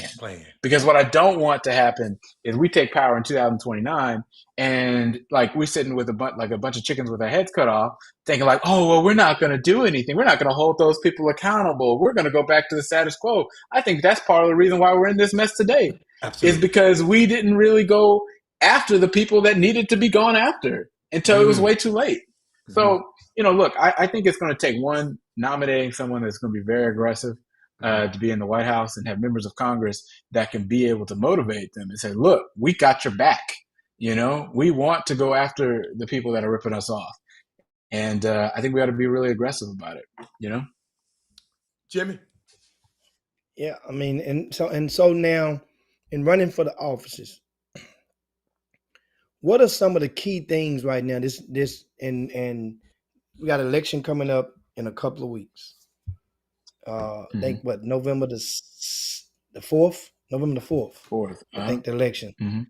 Early voting is going on right now. What are some of the things that are on the ballots right now that need attention? That for these lot of people that hadn't, because these are the lower attended voting processes right now during this particular year. Because a lot of people get beat up and they're hard, and they're like, all of the fight has been knocked out of a lot of people, and they don't trust the process. And they're like, man, forget it. But these are different propositions, different things that are on the ballots that affect your communities. Or there's some that people need to pay attention to for better or for worse. Absolutely. For one, I know that our race for Congress is normally the one that's the most talked about, but like you said, there's a lot of other things on the ballot. Case in point, city council. That is one of the most important things that's on the ballot right now because Republicans have been winning citywide for these city council races. We have 3 Republicans elected at large on the Houston City Council right now. How does that make any sense? We're a Democratic city, but we got 3 Republicans that have run and won citywide.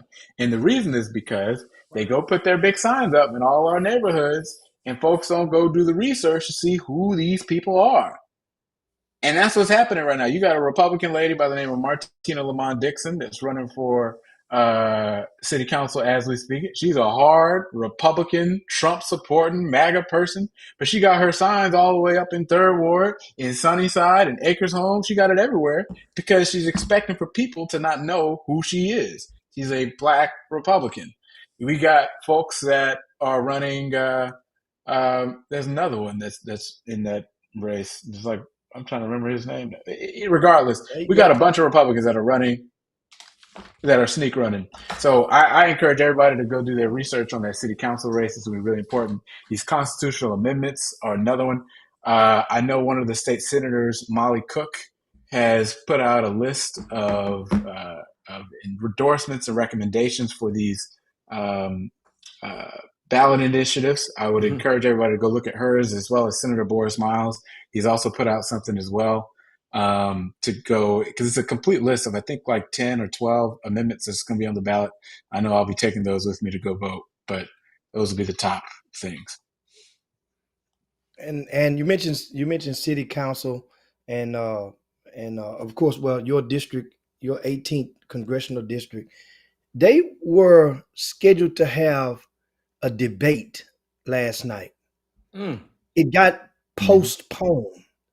They did not invite you to be a part of the 4-person debate. What happened to that debate to make it be postponed? Did they want to go against the Houston Rockets or what? And why didn't they include you in this panel? Well, they're getting real nervous because ultimately, when you break a fundraising record and it shows that we got TV ads all over the place, mail pieces going everywhere, it shows that we're a threat. Every single one of these debates that I go to, we take the clips and we get millions of views on the internet. So they decided that, one, they couldn't beat me at the debates. So they're like, okay, well, let's just not invite them anymore, period. So that way they can do their own thing. And so, look, it's just what they do, I guess, when they feel threatened, those that are in this political establishment. I don't know why it ended up being canceled. Maybe it was low attendance. Maybe folks said he's not going to be there. We're not going to show up. I don't know what the deal is, but they decided to cancel it last minute, and that's on them. Who's in charge of deciding who the participants in a debate? That's a good question. Well, so it depends on what organization is putting it on. So, like, I know this. I know, like, this one was, I think it was called the Across the Track Pack or something like that, an organization. So they're the ones that were responsible for that one. And they decided not to. I mean, because look, I've been going to every single debate that we've had. I mean, every single debate I've been invited to, been cooking it. We just had a debate at So Wheeler Avenue Baptist Church. you've been in a couple of debates with some of the other participants, candidates. Oh yeah, absolutely. How did you fare? How did you fare? He killed him, Jimmy. That's why they don't want him in there no more. You kicked. No, hold on. Hey, you kicked their ass, or you won? Man, I kicked their ass, man. Hey, you remember when Shaq dunked on Chris Dudley, and he went and he hung on the rim like that, and he just pushed him to the ground? Yeah, that's right. Yeah, and he was running around like that. That's what it was like, man. It was embarrassing, man. I had an Allen Iverson step over, man. It was embarrassing. And Isaiah, you were right. It is the Across the Track Pack in association with the Thurgood Marshall School of Law, the Bar Association. Yeah. That's the one that got canceled or didn't invite you to it. Believe you me, I'm gonna make a call over there about that one today. Yeah. Because that's the thing, and I have a relative on the board. And plus, there's another basketball person on the board that probably didn't want you there, because I know there's a basketball person that's on the TSU board, but they are on the Republican side. And not going to say their name, but I do. But at the same time, a seat at the table, why not put you at the table, young person that are closer to those? And this is what I'm talking about. A lot of people don't realize it's just that simple. And a lot of people don't think about it until it's too late. When you get somebody, you got to get somebody that ain't been that the white gloves aren't muddy yet in politics. You get somebody to stick out there and you can still see the white on their gloves, then that may be a good person, or a person that can go and fight for your interests in one of the chambers or in one of the positions they hold as a public servant. But man, I definitely think because how can you have someone that raised $1.45 million and set a fundraising record? How does that person not get included? It's I don't think that's ever been done before, Wait a minute. Say that again. Hold on. You said a what kind of record? A fundraising record. 1.45 mil is what we've raised so far. For in this position and in this seat, nobody has ever raised this much money fundraising. We raised in a quarter $865,000 in a 3-month span. That has never been done before. I got a question. So you go on, Jimmy. Come on. I'm just saying he raised $1.4 million, $800,000 in a quarter. You didn't go buy no spinners. You ain't gonna buy no slab cars with that. You ain't gonna buy no Jordans with that. His name ain't Isaiah Trump. His name Isaiah Martin, not Isaiah Trump. That's what the eye for. The eye for. Hey, what the eyes for? What the eye for? Isaiah? Investigations. That's right. I said, are you familiar with Jordan Thomas? Yeah. He's running for the fourth at large for city council. That's my dog, man. Yeah. Yo, hey, Jimmy, we got some. We got some guys. We sending some pit bulls after these people this time, man. We just got to get them. We just got to get behind them, and always remember. And it's what I tell people all the time. And you can end on this one. And I tell people in politics all the time. There's no permanent friends. There's no permanent enemies. It's only permanent interests. You find people that have your interests. Isaiah, take that, and end the show with that one. Man, you're 100% right. I'm telling you, I was just at an event not so long ago, and I saw him there, and a guy goes up there and says, "Everything is all right." And Jordan responds and says, "You think everything's all right? We have people that can't get their garbage picked up on time, and you think everything's all right? We had 3 people that just showed up missing in a bayou. You think everything is all right?" I was sitting back. I was like, "Oh my gosh."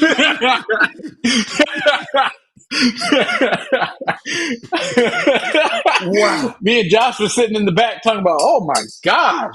You ever just like watch a game and one kid is just picking on one of these little kids from the suburbs or something, and he just dogging on him, just ISO 4 corners, just straight up, just the whole way. And Jordan was just, I was just sitting back just watching, man. Isaiah, whatever you need for us to do, we gonna do it. We on board.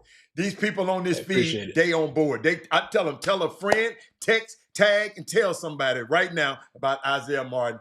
I mean, anything else you want to, Jimmy, you want to end or you want to let Jordan? Let them know. Let them know what they need to do right now. Yeah. Where they can go to follow you, your social media tags, your website, what needs to be done, and what are you going to provide and help for these people that are watching right now in the community, or as a representative of the 18th Congressional District?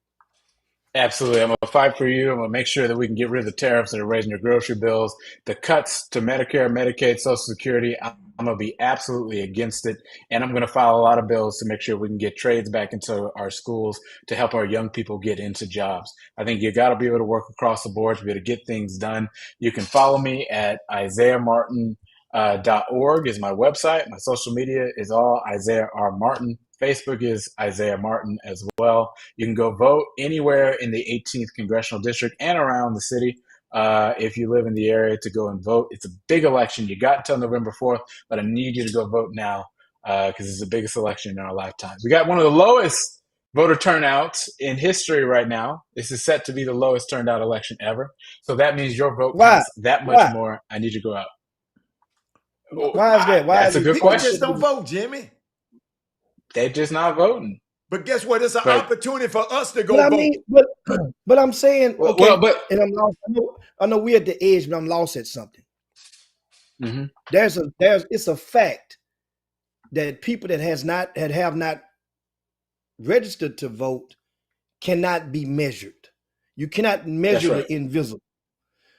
That's right. What is the problem? Like, you are closer to their age. How old are you? 27. Wow. You're 27.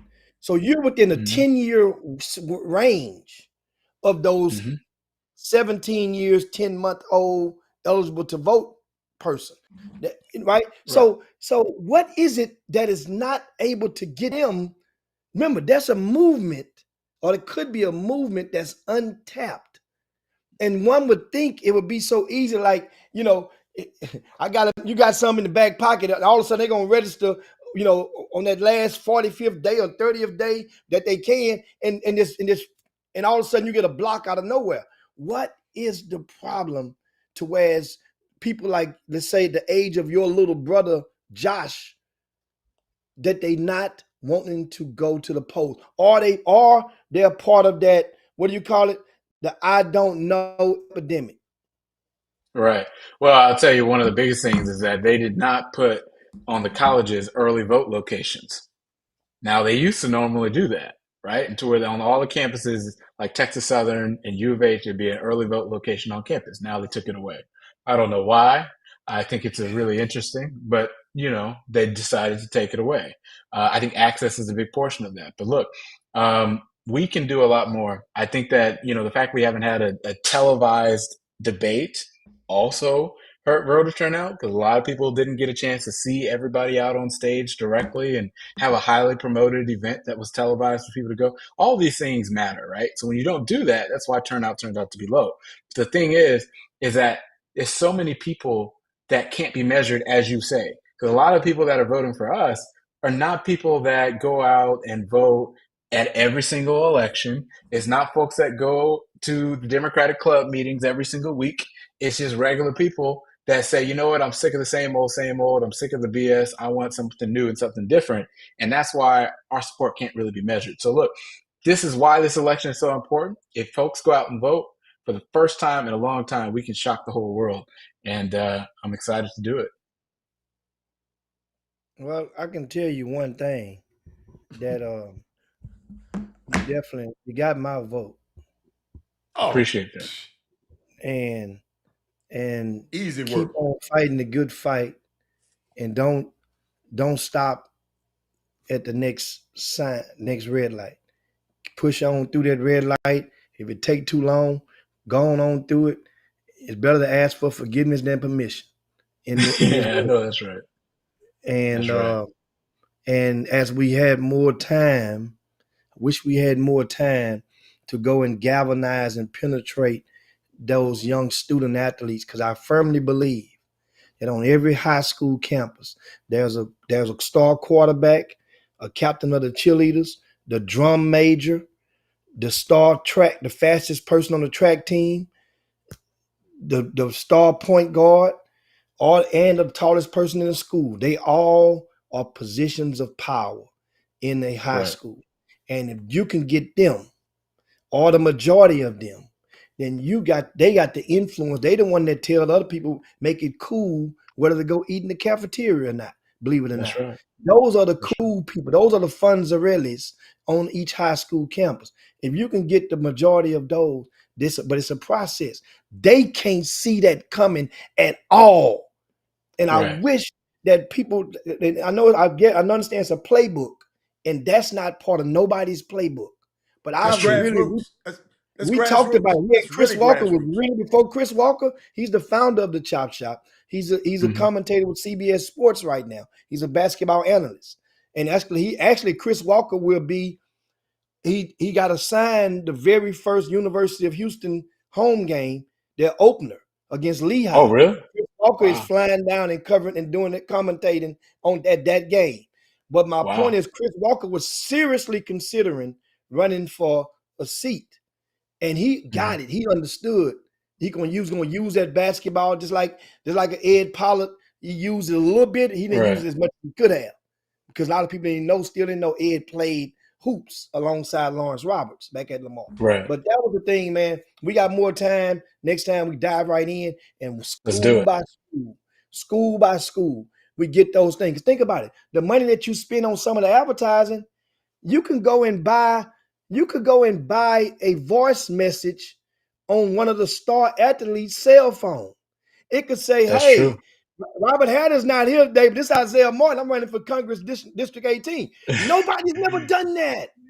That's and true. Guess what? You That's can get true. that for a Happy Meal. A kid will let you do that because that's cool to them. And you don't realize a fraction of buying a flyer card, you will be on everybody's voice message. You'll be on all their voice messages. Jimmy, I'm just letting you know that Ronnie Martin is taking notes right now. Ronnie is taking notes about all this right now. His brother, he's taking notes. Yeah. Yeah. But man, we all right. Hey, you know what? I can't get told you, look, Look, I told you, look at that. Before I even said it, I'm Oh, gonna put it. hey, you know what? I done gave too much. Hey, Alan, campaign manager next time. Alan, we the campaign manager. Let's get it. Let's get it. Hey, Hey, Isaiah, man, you're running, man. Whenever y'all need us, man, make sure you call us. Hey, I'm serious. I will. We serious about this, okay? I'm with All right? it. I'm with I don't it. mind I got getting you. out there. If I can be on the phone bank for Kamala Harris, you think I couldn't be on there for? Come on now. Let's make it happen. Get it. Let's get okay, it. baby. All right, we y'all. out of here, Jimmy. All right. Hey, we'll see Thanks, y'all y'all. on tomorrow.